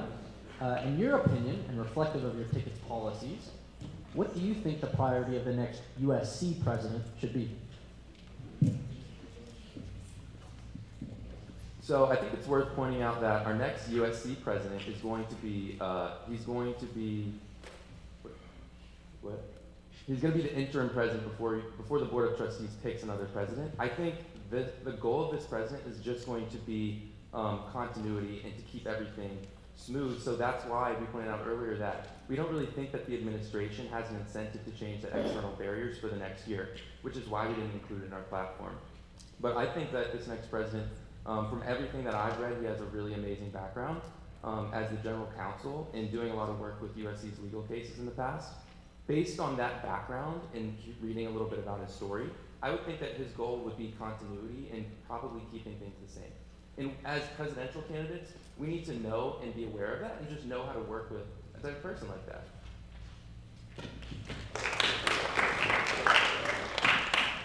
Jumping back to the other question, that was what is the biggest concern that we believe? We hope that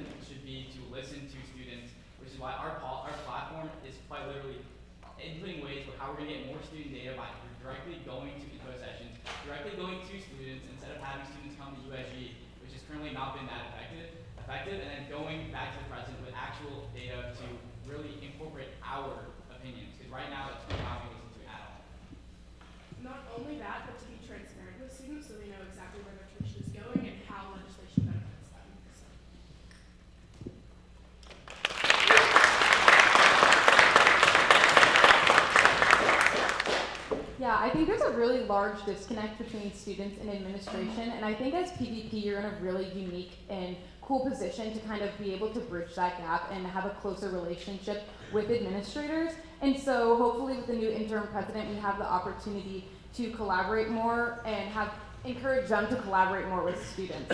And with that, I think we really want to encourage transparency. There's a lot of different things with the dining hall and the academic scholarships being taken away. Why are they doing that? What was the process for that? There needs to be more transparency, and there also needs to be more communication and student representation. It's directly affecting us, and we deserve to have a voice and a say in that.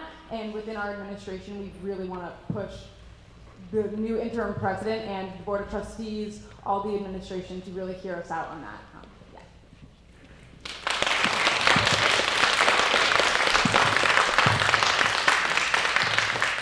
So the last question on the rapid fire. If you had to vote for a ticket outside of yourself as first choice, who would you vote for and why? And we'll start with Heydy and Elija.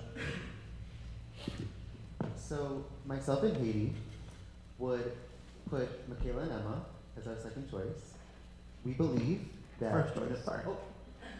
The question was, who would you put as your first choice? Oh, it's our first choice. Yes, it's our first choice then. We believe that the other two slates don't have the experience or backing behind the platform to effectively do the job of president and vice president, such as myself or Mikaela and Emma. And so, yeah, that's who we would pick.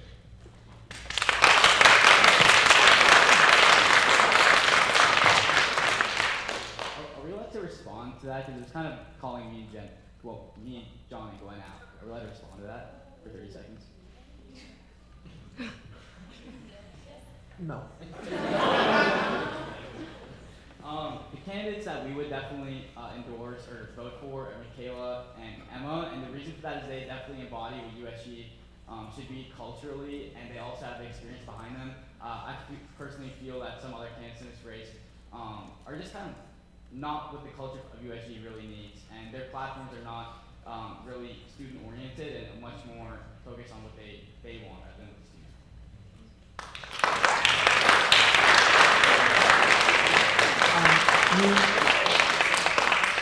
If your ticket was called out now, you have 30 seconds to respond. Yeah.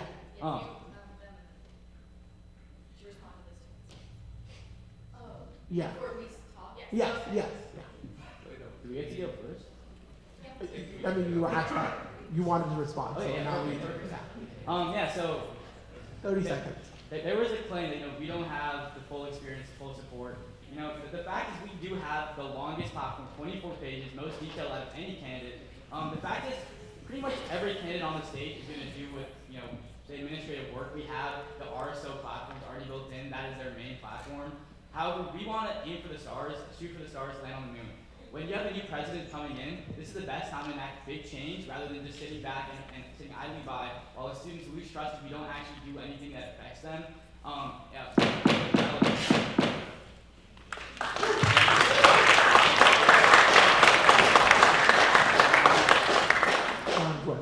As an outsider of USG, I have many leadership experiences on and off campus, so I think it's not a valid point to say that I'm not qualified. And also, I think it promotes exclusivity. Ollie and I joined the Senate at the same period of time. Him and I worked together on the pickleball project, which is currently going through admin. And I am also currently negotiating with Wayno. I have 2 project successes that I'm grinding on right now. And hey, guys, guess what? We need an outside perspective because this organization needs change.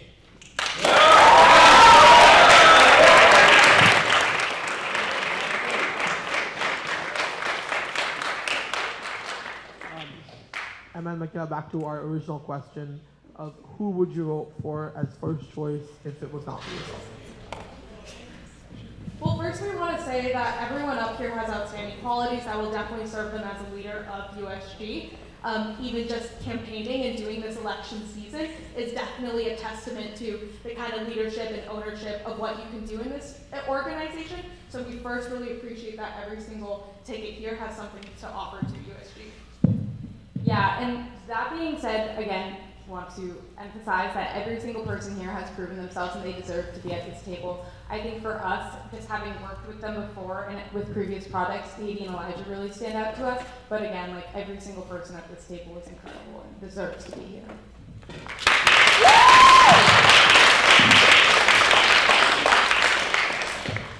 So we would say Mikaela and Emma, just because off the bat, as an outsider, the first time I met you guys, you immediately welcomed me and opened me in and started a conversation. Anytime I see you on campus, you say hi. So just a friendly face and someone that I'd love to have openly in our administration. Yeah, first of all, I just want to give a shout out to everyone here on the stage. It takes a lot of energy and it takes a lot of commitment to be up here on the stage. I have so much respect for every single person who's running. You know, I've worked with pretty much every single person who's running. But for me personally, I'm also going to go with Mikaela and Emma. Mikaela's proven herself with Wellness Week, and Emma's really made a difference with academic affairs.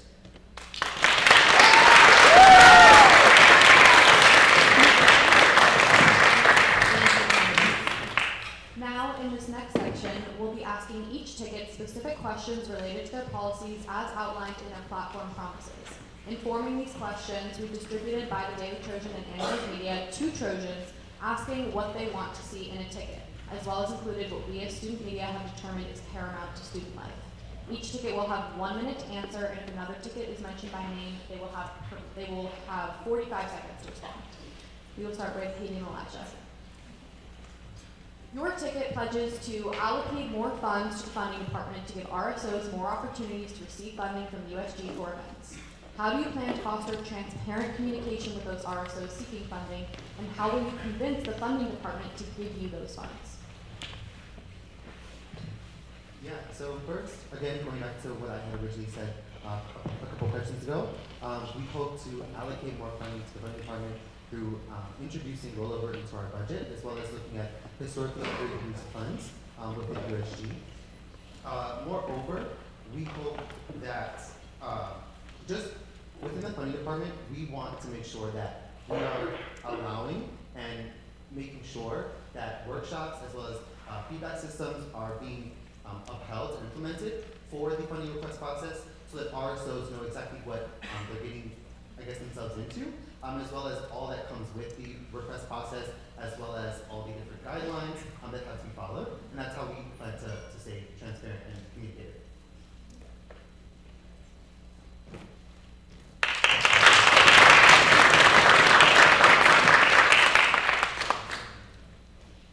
This next question is for John and Gwen. You mentioned in your platform that you plan to have EBT accepted at TCC and seats for students. How do you plan to feasibly execute, budget, and implement this idea for EBT to be used at seats? And, especially in light of criticism, how might you even take the spirit of this policy into something actionable? Yeah, so we have a lot of things on our platform under food, including we really want to offer in and out to students under finals week, under a real push for student mental health. That matters a lot to us. We also really want healthier ingredients in the dining halls, including reducing the use of seed oils and replacing those with better things. Our last point under our food platform is, again, we really do need EBT to be accepted at Seeds and Tutor. And guess what, guys? If we can't get it accepted at Seeds and Tutor, we can get it accepted at Traders in the Village. You know what I mean? This is the entrepreneurial spirit. If we miss on one thing, we can get anything done, and we're gonna find a substitute. You know, this is what being an entrepreneur is. You miss on something, you pivot, and you're gonna keep working at it. And we will find a solution on that. Yeah, and again, with the in and out, we want to continue the current administration's work to promote collaboration among assemblies and student organizations, because we are doing this in the name of student mental health during finals week to give them a reward for their hard work and give them a break. So we really think we can foster collaboration if students have leftover funds.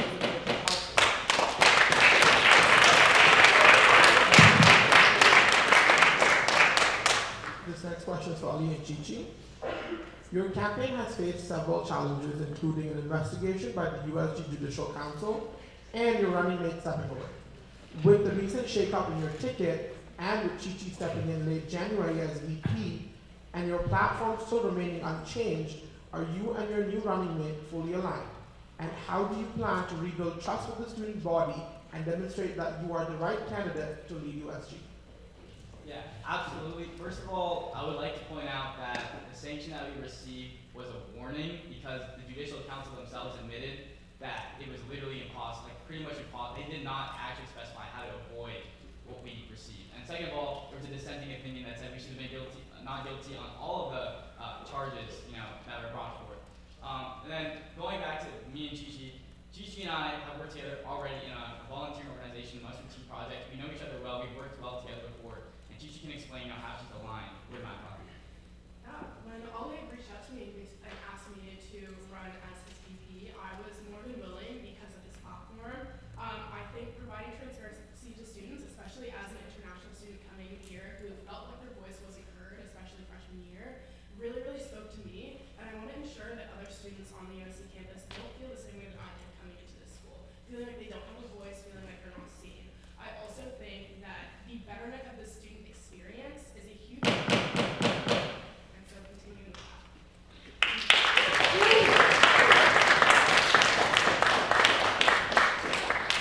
This next question is for Mikaela and Emma. The USC digital card policy you plan to implement is already in progress and introduced by a previous administration. How does your approach differ from theirs, and what specific steps will you take to advance the policy from its current stage? So the second step in our 3-cycle platform is continuing conversations. And this explicitly states that we really want to uplift the progress that previous USG officers have made in the past.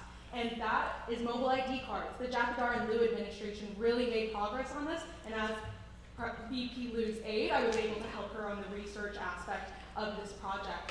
And being in contact with her, we know that there's still student advocacy needed in order to implement it fully in the next couple of years. We never want administration to drop the ball on a project in a couple of years once VP Liu has graduated or there's no one else advocating for this project to happen. We think advocacy needs to be continuous, and we're ready to step in, take it on our hands, and continue her progress and make sure that this continues to happen even after we graduate.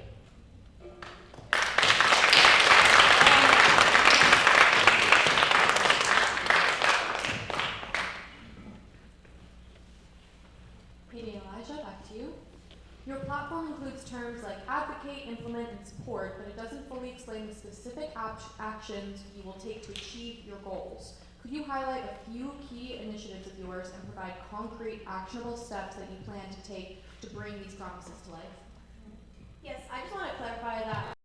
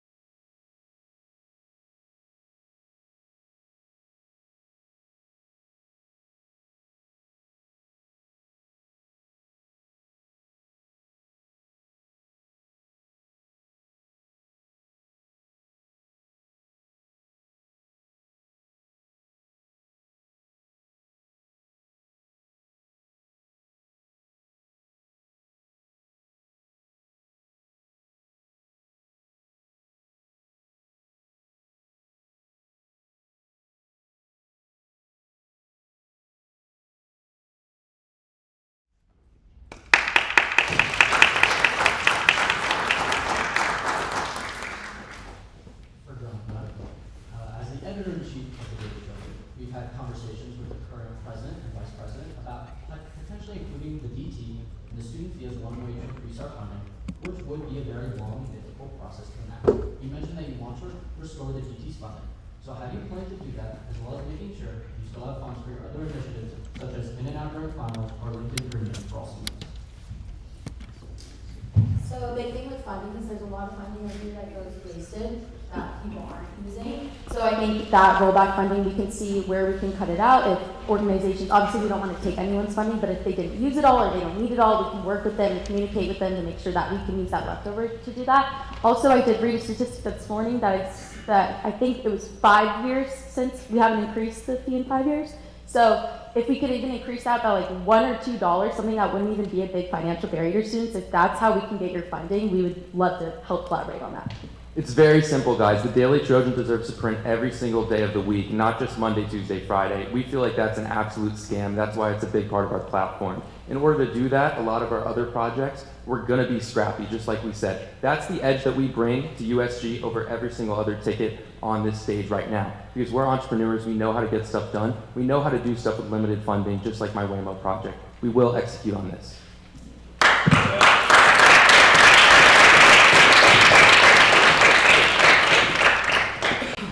Chichi, your proposed laundry stipend policy closely resembles, if not directly mirrors, the policy introduced by former Speaker Diana, can I just have your last name, sorry?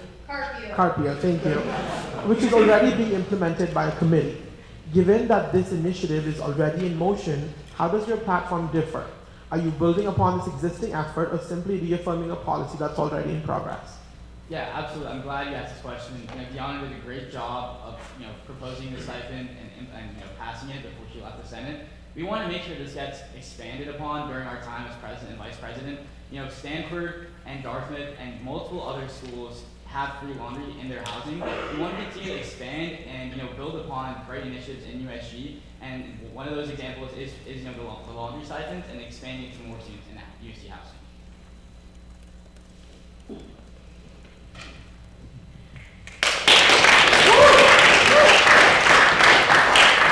I just want to remind you that we're keeping track of time, so if we're not stopping you, that means that's because that's still that time left for you guys to continue speaking. Great. But the time is now over, just so you know. No, yeah.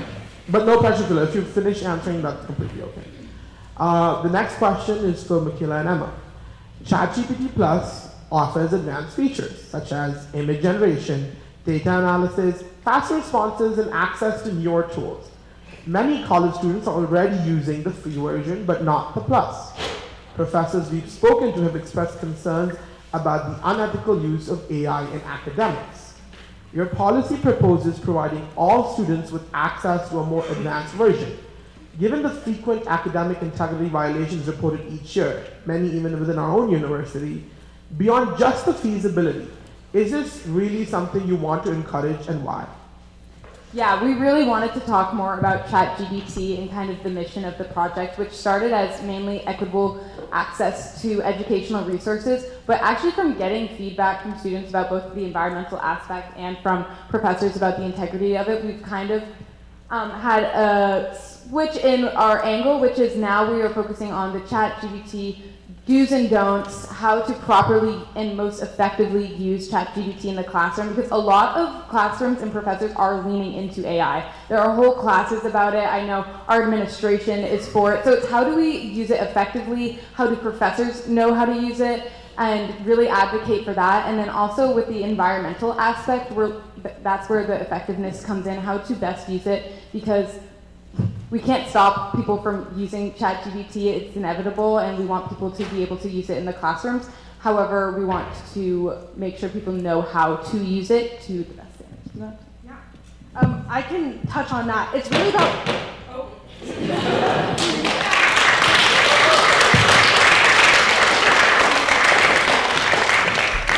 Heydy and Elija.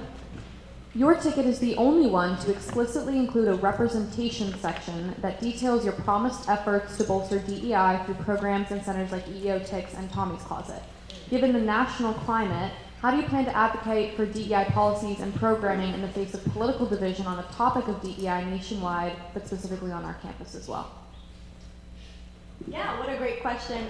We want to emphasize that this year, our Chief Diversity Officer implemented a policy of DIB, so belonging. It's a matter of making sure that all student representatives feel like they belong. Students should not be at the corner of the office and implementing policies. It's one thing for a student to be an efficient leader, and it's another thing to feel like they don't belong. So we want to make sure that within our administration, we're keying into that, and as well to make sure that the student government is a direct reflection of our diverse student body. USG used to stand for its students, and that's one way to do so. It's by advocating for making sure that the Chief Diversity Officer and our Executive Cabinet is adhering to that, and making sure we additionally work with our Chief Diversity Officer and Programming Officer to adhere to any solutions when it comes to diversity and when it comes to issues that are concerning our student body. Yeah. Additionally, just making sure that when we nominate, if elected, our executive cabinet as well as legislative committee chairs, making sure that, again, they're a direct reflection of our immense campus and every student here at USC.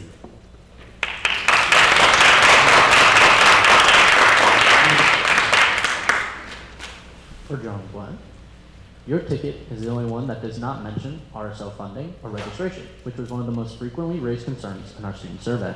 If elected, how do you plan to address this pressing issue for student organizations, especially given that it hasn't been a focus of your platform so far? Yeah, so it's no secret that RSO budgets and the application process all is just like way too time consuming, and USC really needs to streamline this and make it more accessible for students to apply. As someone who's in an RSO and has started an RSO, it's extremely important to get this to students to increase accessibility. And also that RSO applications, we believe they should be open every semester to make everyone have the chance to apply. And then we also want to make it easier for RSOs to plan and obtain funding for their events, because we know that a lot of them lose membership because of the lack of funding and the lack of time given to plan these events. We especially want to encourage students to start their own RSOs. Just like, acting as entrepreneurs, we want every single student to have a little bit of the entrepreneurial mindset in them. And we really want to give people incentives to do that. There are a lot of things that are not yet, a lot of topics that are not yet being brought up on campus. And, every single person here, no matter what background or identity you come from, everyone can bring something new to the table. And we want to encourage you to do that.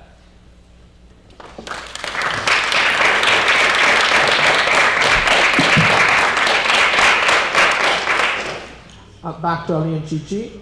Your platform promises to create special discounts for RSOs to rent large on-campus venues and ensure student groups can become RSOs every semester. Given the current financial and administrative constraints, how do you plan to secure funding for this? This goes back to the entire thing about USC lacking financial transparency. They just reported they had one of their best fundraising years in the past few years. Yet we have budget cuts all over. We don't have any idea where our money is going. We have tuition increases, which is why I worked with Senator Boisrond to advocate for a financial aid advisory committee. But I think this is where the vice presidential role is very unique on campus, where they're probably the best voices for student change and student advocacy. And we also had some problems with our RSO mustard seed project as well. Yeah, so having registered an RSO myself, dealing with the process of applications, the lack of information given to students who are looking to register for RSOs, and the lack of ability to utilize the budget that we have. We're hoping to streamline that process, make sure students are informed and know how they can start an RSO, where they can find information to start an RSO, and making sure that current RSOs are able to utilize the budget they have for off-campus service events, on-campus events, and anything that they have in mind in terms of service for their RSO. And obviously not everything we have in our platform is implemented, but we want to be able to.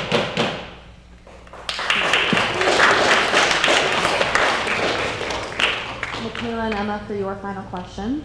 Your platform includes aiding students throughout the RSO registration process with workshops and digital resources. However, it seems that you are placing the responsibility for the registration process entirely on those RSOs, with no direct role for USG. Can you elaborate on why you believe this approach is fair, given past attempts at this structure, and how you will ensure that resources are distributed effectively across organizations of all sizes? Well, after speaking with our current president when designing our platform, we talked to her about the RSO registration process. How can we help our RSOs to make sure that they are able to register and table for involvement there? And what we heard is that throughout this entire year, the current administration has been having these conversations with campus activities so that that mess won't happen again. And so because this won't happen again, we just want to double down and make sure that RSOs will be able to access the resources so that they are able to complete it. We'll walk you through it on a Zoom. We'll have a workshop where you'll be able to do it with us together. And I think USG plays a big role in making and creating those resources in time before the fall semester starts. That being said, it is important to note that USG previously didn't oversee the RSO registration process. We deal more with funding. So I actually think our current administration really stepped up this year, and it was a honestly really nice moment to see students coming to us and be able to help. So thank you. And shout out.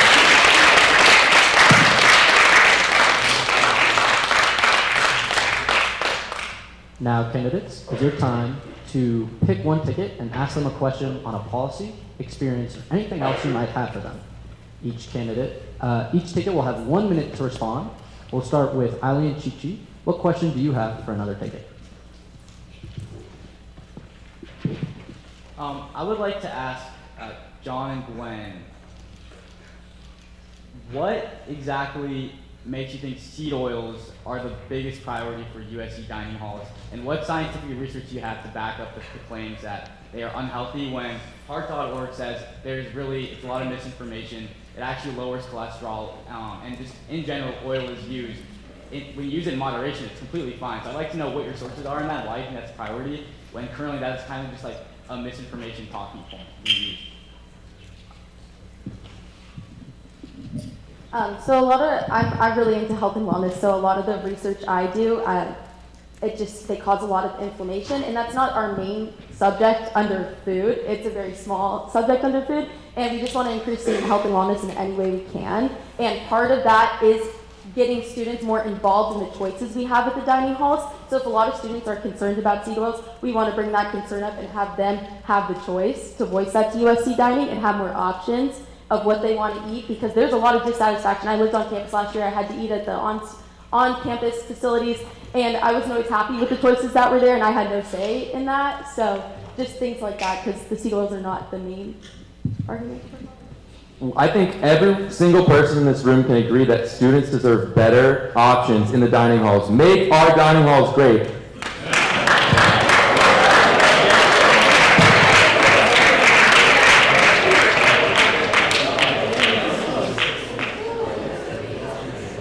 We are the only ticket with a specific plan for dining halls.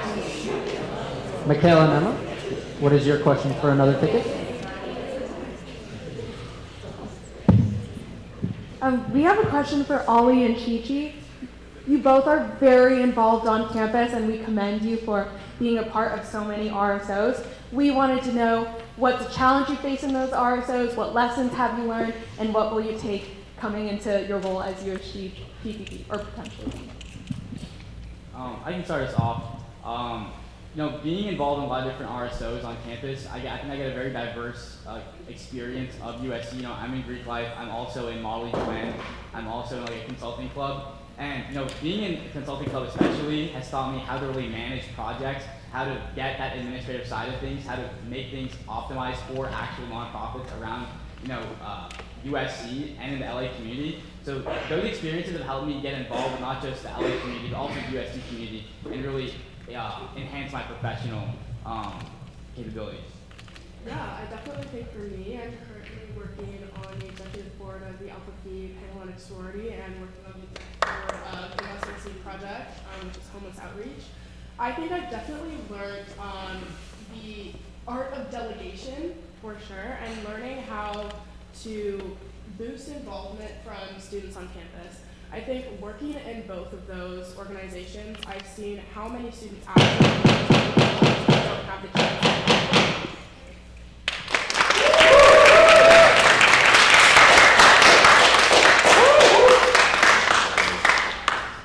John and Gwen, your question.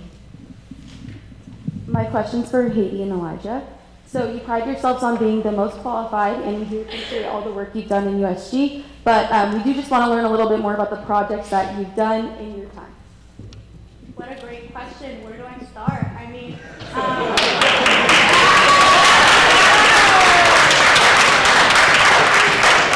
we have a couple minutes, so I'm going to rush through it. I mean, I've implemented Know Your Rights Red Cards with Student Union. I made a whole assembly within student government.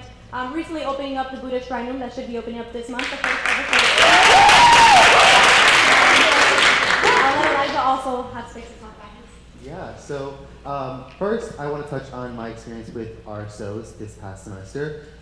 During the whole RSO crisis, I was one of the only senators who actively helped students and faculty that came into the office and helped them with the application. I helped students, advisors, and the likes of those.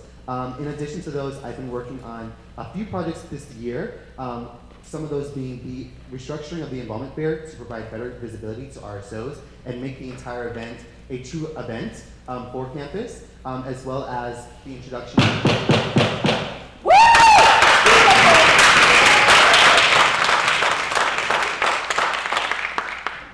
Heydy and Elija, your question?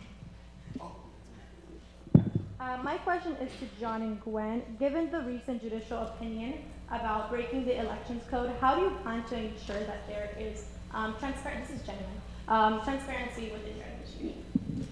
Yeah, so I can speak a little bit on the transparency right off the bat. So me and John were reviewing the elections code after the incident had already occurred, and we immediately when we read that, we said, oh no, I think we broke a rule. We came clean to judicial. I think they can all confirm that. We sent them an email, and that was cited in our opinion as well. So I think that's really key for our administration. Even when we were in trouble, we admitted our mistake. They said, sorry, someone already anonymously reported you, but we fully respect their opinion, and we acknowledge what we did was wrong, so yeah. Yeah, just for transparency for everyone in the room, we had a high-profile non-USC student endorse us, which we didn't know was against the elections code, and we made our mistake. We were treated very fairly by the great people at Judicial, and we're completely fine with what happened, and we're going to keep going and be super transparent and just do our best for this rest of this election and do everything we can.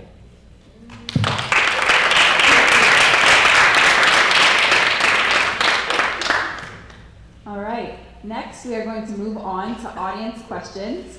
Each ticket will have 45 seconds to answer. If you have a question, please raise your hand. When called, please stand and be loud for everyone, including those at home. FYI, any USG officer who is present here in the audience can ask questions as well. Questions can be specific to a candidate or they can be general. We will start off audience questions with the president of USG, Brianna Sanchez.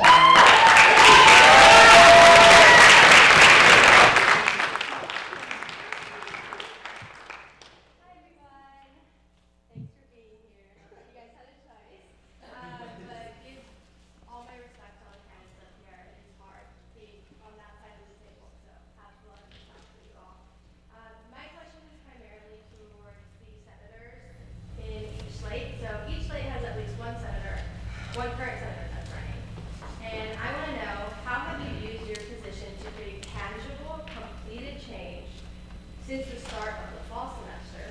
And how have you followed through on your actions rather than just making promises prior to announcing your intent to run for office?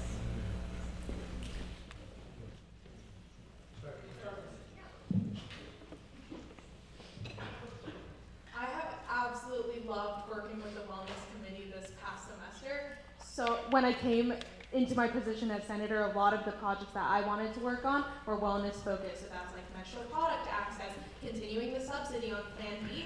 And this past semester, I've done the best I can to continue communicating with administration. I've been talking with pharmacy, reaching out to FPM so that we can upgrade the products that are located in the TCC bathrooms. I even had the pleasure of working on Sex Week with my amazing roommate, Walala. And there we were able to create such a wonderful, fun evening experience for all students. And I'm super proud of the amazing work that the Wellness Committee has done. Wellness Week, Ali, our committee chair, she's done such incredible work for the students. I'm very proud.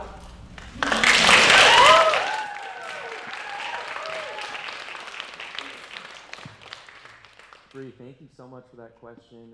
We all, up on this panel, we all really admire the work that you've done as president, honestly. And yeah, so just to be honest to you guys, last fall I never expected to run for Senate. It really wasn't something that I was planning on doing.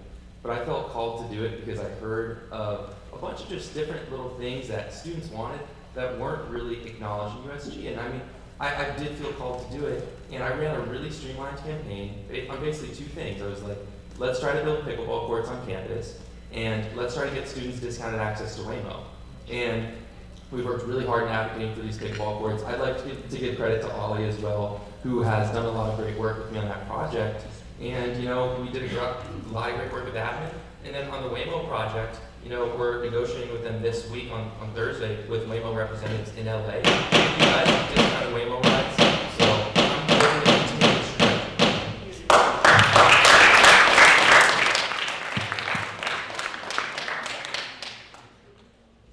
Yeah, with 3 years of experience, I worked on with the Lawyer Rights Red Cards with Student Life, so making sure that red cards are implemented in all of the student union and the FJC, and now gathered funding for the Buddhist shrine room that should be opening up this semester, the first ever and more inclusivity for religious students on campus. Yeah, again, just touching on my support of RSOs, was something that I ran on during my, I guess, senatorial forum when I was running for Senate, as well as, again, going back to the project that I'm currently working on, the College Essentials Program, College Essentials Program, which aims to give college essentials, basic essentials for life, to in-need students, as well as the Trojan Staff Give Back event that I'm working with my aide on to make sure that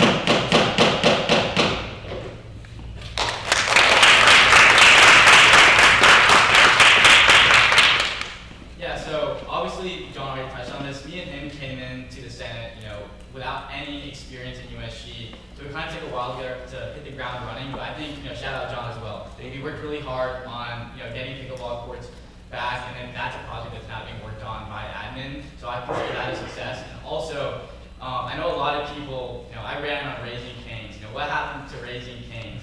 I'm currently in the process of making them an approved food vendor, as well as with Shake Shack. I contacted Shake Shack to see if they'd be willing to take a place in USC Village, and that is now, you know, they are working with USC Hospitality as well to potentially come to USC Village. And then I also work with Senator Boisrond on the Financial Aid Advisory Committee resolution.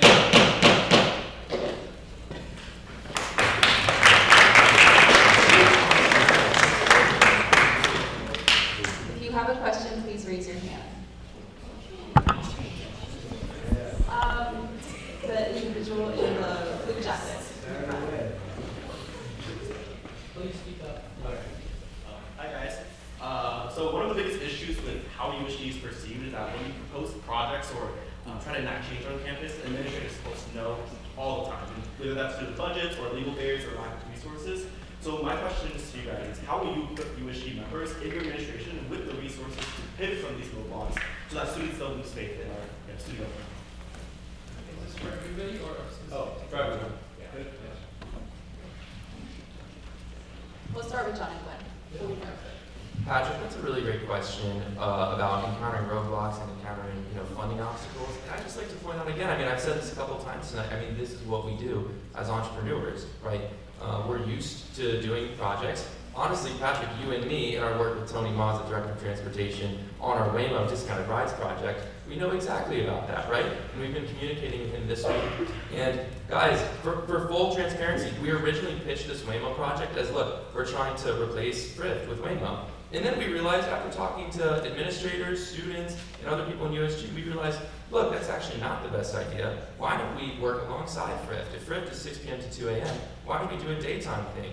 Or why don't we do an external other parts of LA thing instead of a campus thing? So I think you and me, we know best on this topic about how we're going to make this happen.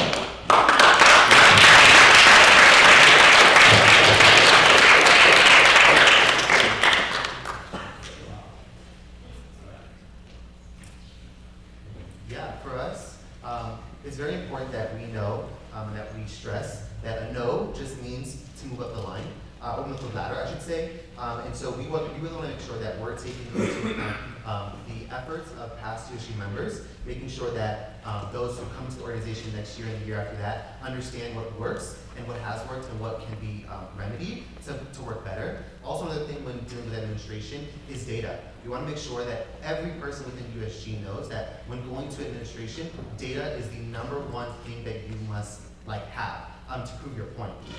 And so that's what we also want to stress as well.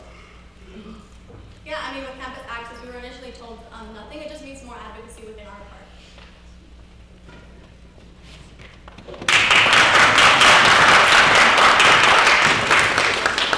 That's a great question. question, and I think, when you come into USG, you have big ideas, but sometimes you have to pivot. And, obviously I just talked about Raising Cane's and pivoting to making them an approved food vendor for RSO to cater from, for example. Reaching out, they told me they want a burger joint, so then I was like, Shake Shack, that could be a good alternative. But also just in general, as, Heydy and Elija said, the administration loves data, and getting data is one of the best ways that we can, equip senators and, the rest of the USG body to really convince the administration.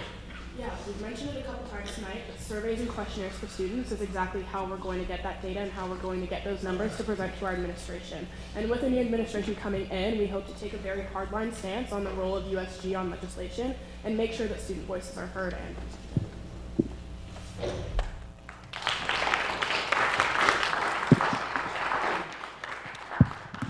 Yeah, I think a lot of this was touched on, but I think one thing about me and Mikaela's administration, what we want to focus on is also empowering the USG staff in their mission and to be flexible, to be creative, to pivot, to keep the integrity of your mission. USG is told no a lot, like we mentioned. There's a lot of limitations to what we can do. We're used to it by now, and part of the job is being flexible, but as PVP, I think part of our job is to really empower the USG staff. How can we be innovative in this? How can we be flexible? Keep the integrity of your mission, keep pushing, and yeah, I think me and Mikaela are really excited to be able to do that. Also, I think having that clear line of transparency with the USG members, why this isn't working. PVP, like I mentioned, is a really unique position where you kind of can be a little closer to administrators, and so continue. Thank you.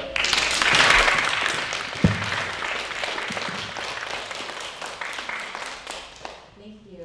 Just FYI, we'll be reducing the response time to 30 seconds per ticket.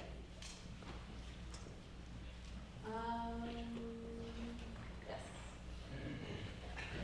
I have a question for right over here. What did you do to get sanctioned, and why weren't you open about it, and how can we ever gain your trust back? The full opinion is on the Judicial Council website. We got a sanction, we got a warning because I had to find a replacement for Louisa. So I asked other people, like my friends, to join the campaign team, and technically that's not allowed. So I just told them, hey, can you join my campaign team? That was technically a violation, but that's really not what the intention of that rule is. We got the warning because even the Judicial Council, recognized that wasn't our intention, and we accept the warning. That's how it is.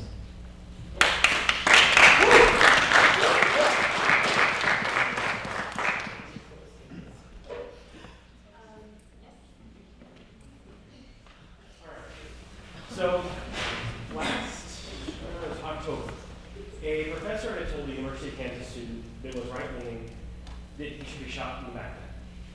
As a conservative on campus, we were often maligned, and in fact, this evening when I was walked in by a fellow Senatorial candidate I will not name, was told to go F myself. How will you, Mr. Fallon, ensure that conservative students and Zionist students are welcome and have a voice in this debate? We'll start with Heydy and Elija.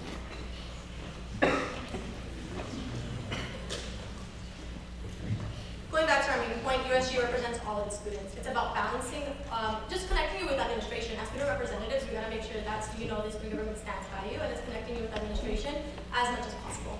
And again, it's a matter of fact, just connecting you and being intentional with roundtables as well. That's often stated, but it's not often being intentional, and getting students our biggest priority too. Just having access to administration and knowing that student government is a representative of the entire student body.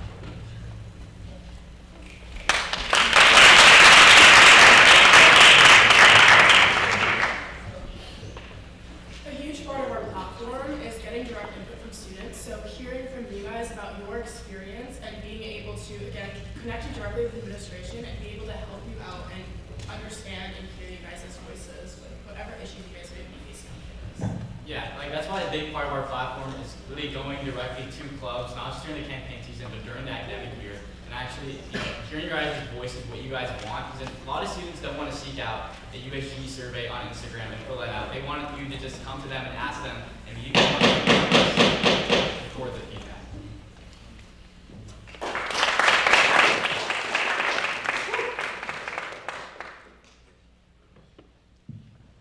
We represent all students on campus, and as PVP, we're willing to have the discourse with anybody who you come to us, any issues you might have, what you're facing on campus, how we can do better, how we can better educate ourselves, learn about what's going on campus, how students are feeling. We really want to take an active role in listening to our students to understand what they're experiencing and how we can help you all.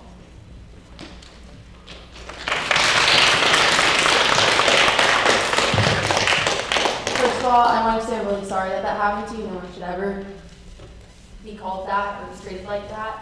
And I think a big thing that we believe in is DEIB, so adding that belonging aspect. And every student not only deserves a seat at the table, but to be heard and to have their voice to be able to be amplified without having scary repercussions and having to hide. So.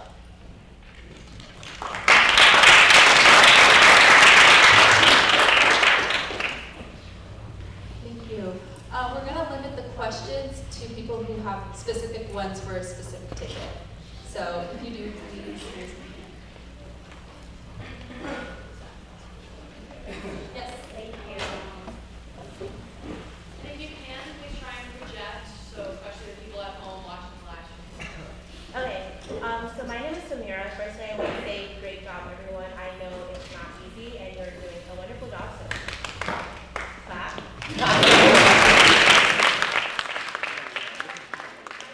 It's directed to John and Gwen. As Senator Vasquez said correctly, Know Your Rights cards have already been implemented, and I noticed that when asked a question about how you plan to support undocumented students, you sort of just repeated that. And I was wondering which novel initiatives you plan to pursue, especially in a time where undocumented students, DACA students are not supported, a national administration that's hostile to them, that will last 4 years beyond your graduation. How do you plan to implement these initiatives and ensure that they are maintained with following everything?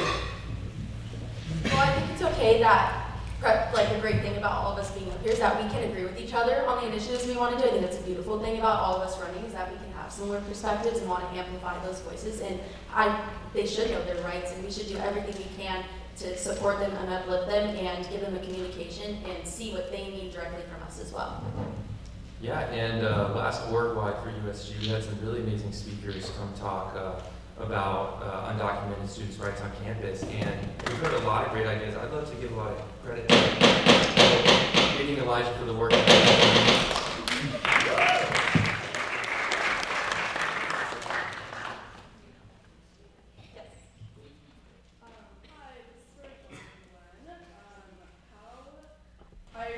I remember you guys mentioned getting in and out as a huge part of your campaign, which I'm personally in favor of. I love in and out. But how can you say that when a large part of it is also about health and wellness, when you're bringing a fast food chain onto campus, and on their website they also say they cook their french fries in 100% sunflower oil. So the In-N-Out truck actually does not have french fries because of the dangers of hot oil being in a moving vehicle. So burgers are not cooked in seed oils at In-N-Out. She's right about that. The burgers are actually not cooked in seed oils. We would just want to do burgers. The trucks don't have fries. And look, this is really just under a push. Again, student mental health. Stuff happens. You know, the administration has done some stuff with this. There are resources that are available. It can make, like, reaching out to a therapist and actually taking that step, it can be a taboo thing, right? So we want to really, really, really make a difference.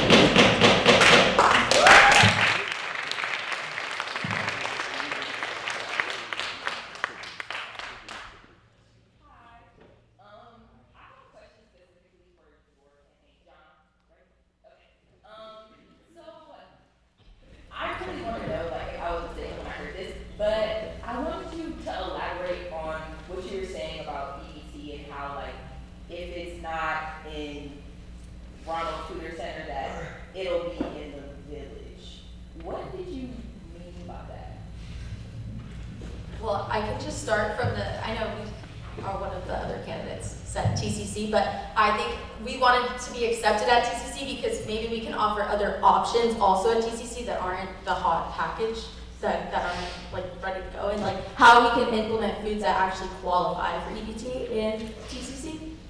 Yeah, and then this project has existed for a really long time. People have made some progress on it, but it really hasn't made it over the goal line yet. And what we meant is we really want to continue that progress. And, you know, again, there are other options.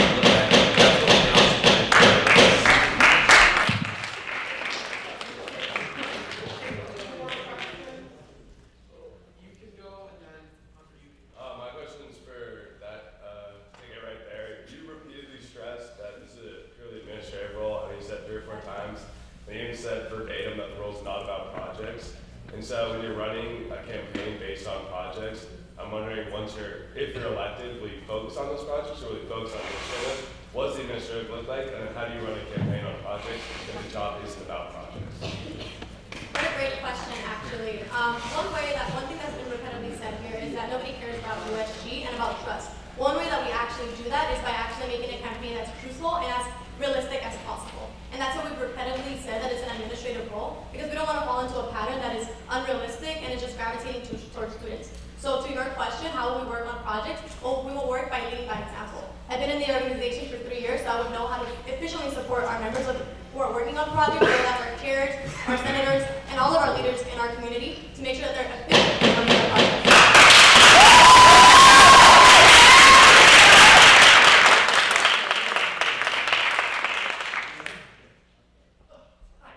My question is for Dr. Gwen.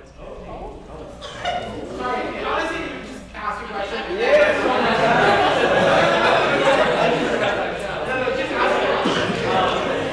Towards the beginning of this debate, you guys talked a lot about tackling bureaucracy within USG. I want to ask, what do you specifically mean by that? What kind of parts of USG's bureaucracy do you want to change, eliminate, etc.? Yeah, so as an outsider of USG and just hearing the voices of my fellow students and the concerns is that there's just a lack of communication, and so that leads to a lack of trust because they don't really know what's going on within the organization. And I think there's a lot of drama and internal things that go on that could be fixed and that could be handled better. And people are more project focused instead of having office hours. Also, people wanted mobile ID on their phones for so long, and it was something that Debbie and Michelle ran on and really made progress on in their presidential term. But again, I mean, that's something that's going to take many more years to actually execute. That's what we're talking about. So that's what I think it takes place.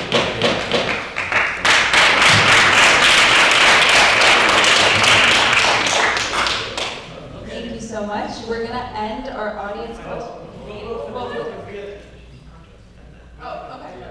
Okay. Basically, it's real quick. It's for Ali and Chichi. So basically, as the current chief program officer, I oversee the program department, which is 20 really large orgs that includes Caucus Community, APASA, all of that. And you guys mentioned program as part of your platform, which I'd love to hear. I just kind of want to ask, what specific ways do you want to incentivize programming on campus? Yeah, I think there's a lot of great programming assemblies on campus, and as someone who wasn't in USG until last semester, and I have a lot of I know people on campus who really have no idea what these programming assemblies are. I think a lot of the problem with that is because USG hasn't done enough to actually gone to different RSOs around campus, not just during the campaign season, but just during the regular school year to really explain what these assemblies are doing, the RSOs within them are doing, and just the initiatives that they have. Because right now we're not amplifying current projects, within these assemblies. We're just kind of hoping.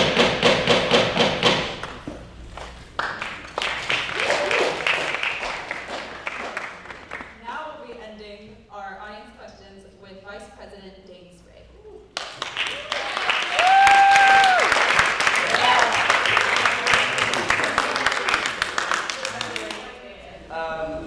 Congratulations all for being here.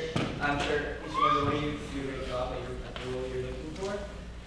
So I wanted to make a sort of different kind of question as Vice President. I wanted to ask a question directly to the Vice President on the tickets. Okay?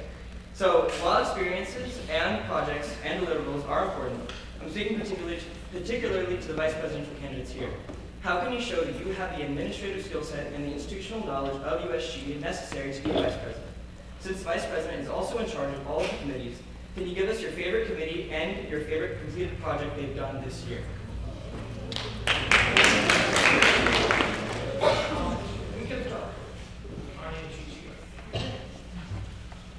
All right. So for me, I think in terms of skill set of kind of the skills I have to be the vice president, I've already mentioned that I work currently as the president of Bhatti, which is a Pan-Hellenic sorority, and I work as the vice president of operations of the Western Project, which is a homeless outreach RSO here. I think in terms of knowledge of USG, in the past couple of weeks, I've been able to work with Ali and get to know kind of his work being a senator, and also the different committee works that you guys do, especially in terms of so Frift expansion and counselors.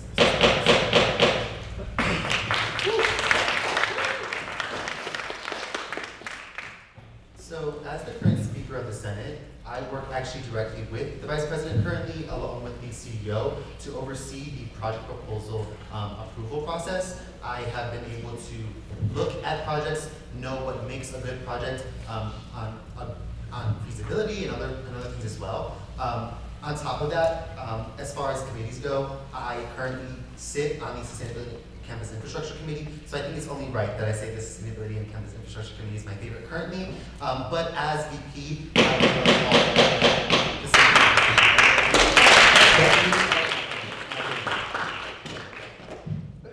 I'm just going to start off by shouting out the Sustainability Committee, because one thing I have heard a lot is appreciation for the LAX shuttle, and that saves students a lot of money and time, and it also helps the environment. And then my qualifications, I'm currently the VP of Finance for my sorority. I'm a chapter ministry leader for Greek InterVarsity. I worked for, I did a nonprofit grant competition for LA-based nonprofit that was giving resources to the unhoused. I'm the VP of Communications for the Corporate Law and Financial Regulation Association, and I'm the former Director of Finance for my residential community college.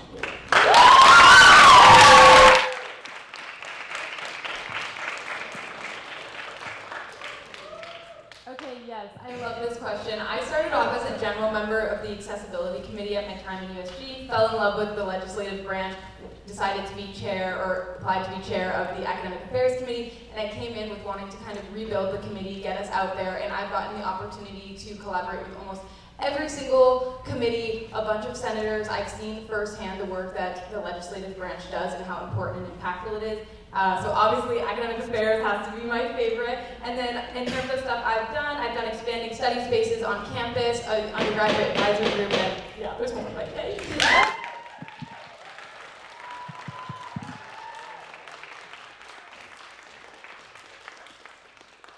Okay, so we've come to the end of this debate, but don't leave yet. I have a rapid fire quick question for the audience. When are the USG election voting dates? So we still got 5 minutes to vote, and we'll be closing off with just 1 minute closing statements from the candidates. I urge you, you don't have to use the entire 1 minute. We'll start with Mikaela.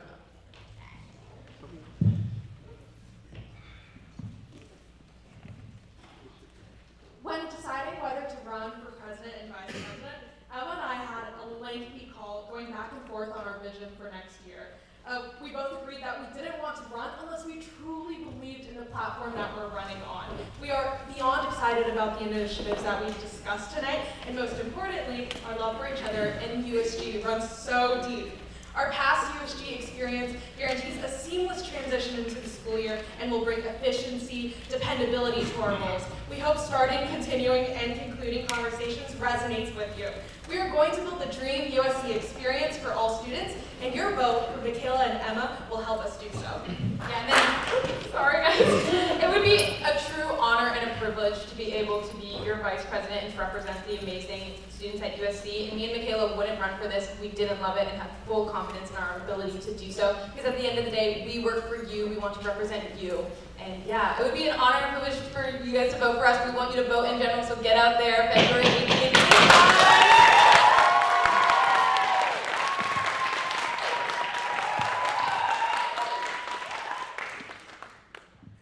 Restore relevance back to USG and get more students excited and involved in USG programming, then you must vote to ignite Trojan innovation.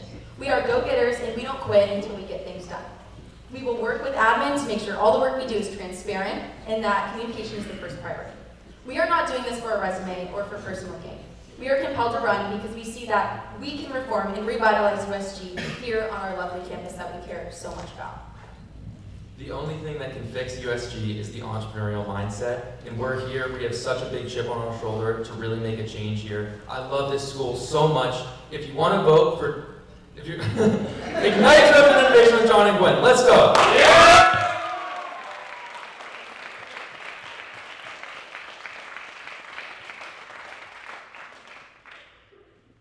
Now that you've heard from every ticket, it is up to you to vote for the two candidates who will represent you and oppose what it means to be a president and a vice president.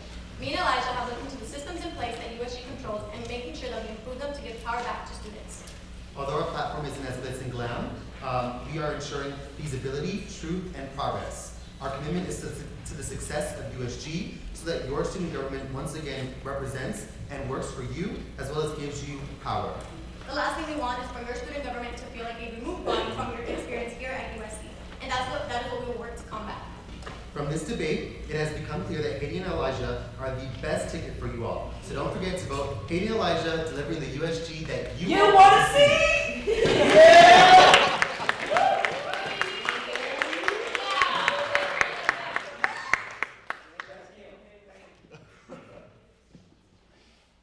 You guys have all heard everyone speak tonight. I think everyone did great representing their own platforms. But really just think about who represents you guys and who's going to fight for your voices to be heard in front of the Board of Trustees and the President, because that's really what makes the President and Vice President so unique in USGC and in USG. You know, we don't just run USG, but we're also like the best voices to fight for your guys' voices on campus. So think about who represented you well tonight, who's going to represent what you want in front of those people. We really urge all of you guys to look over all tickets, platforms, and policies, and vote for the candidate who you guys think speaks to you and will represent you the best. So we hope you guys trust us to represent you, and don't forget to vote on February 18th.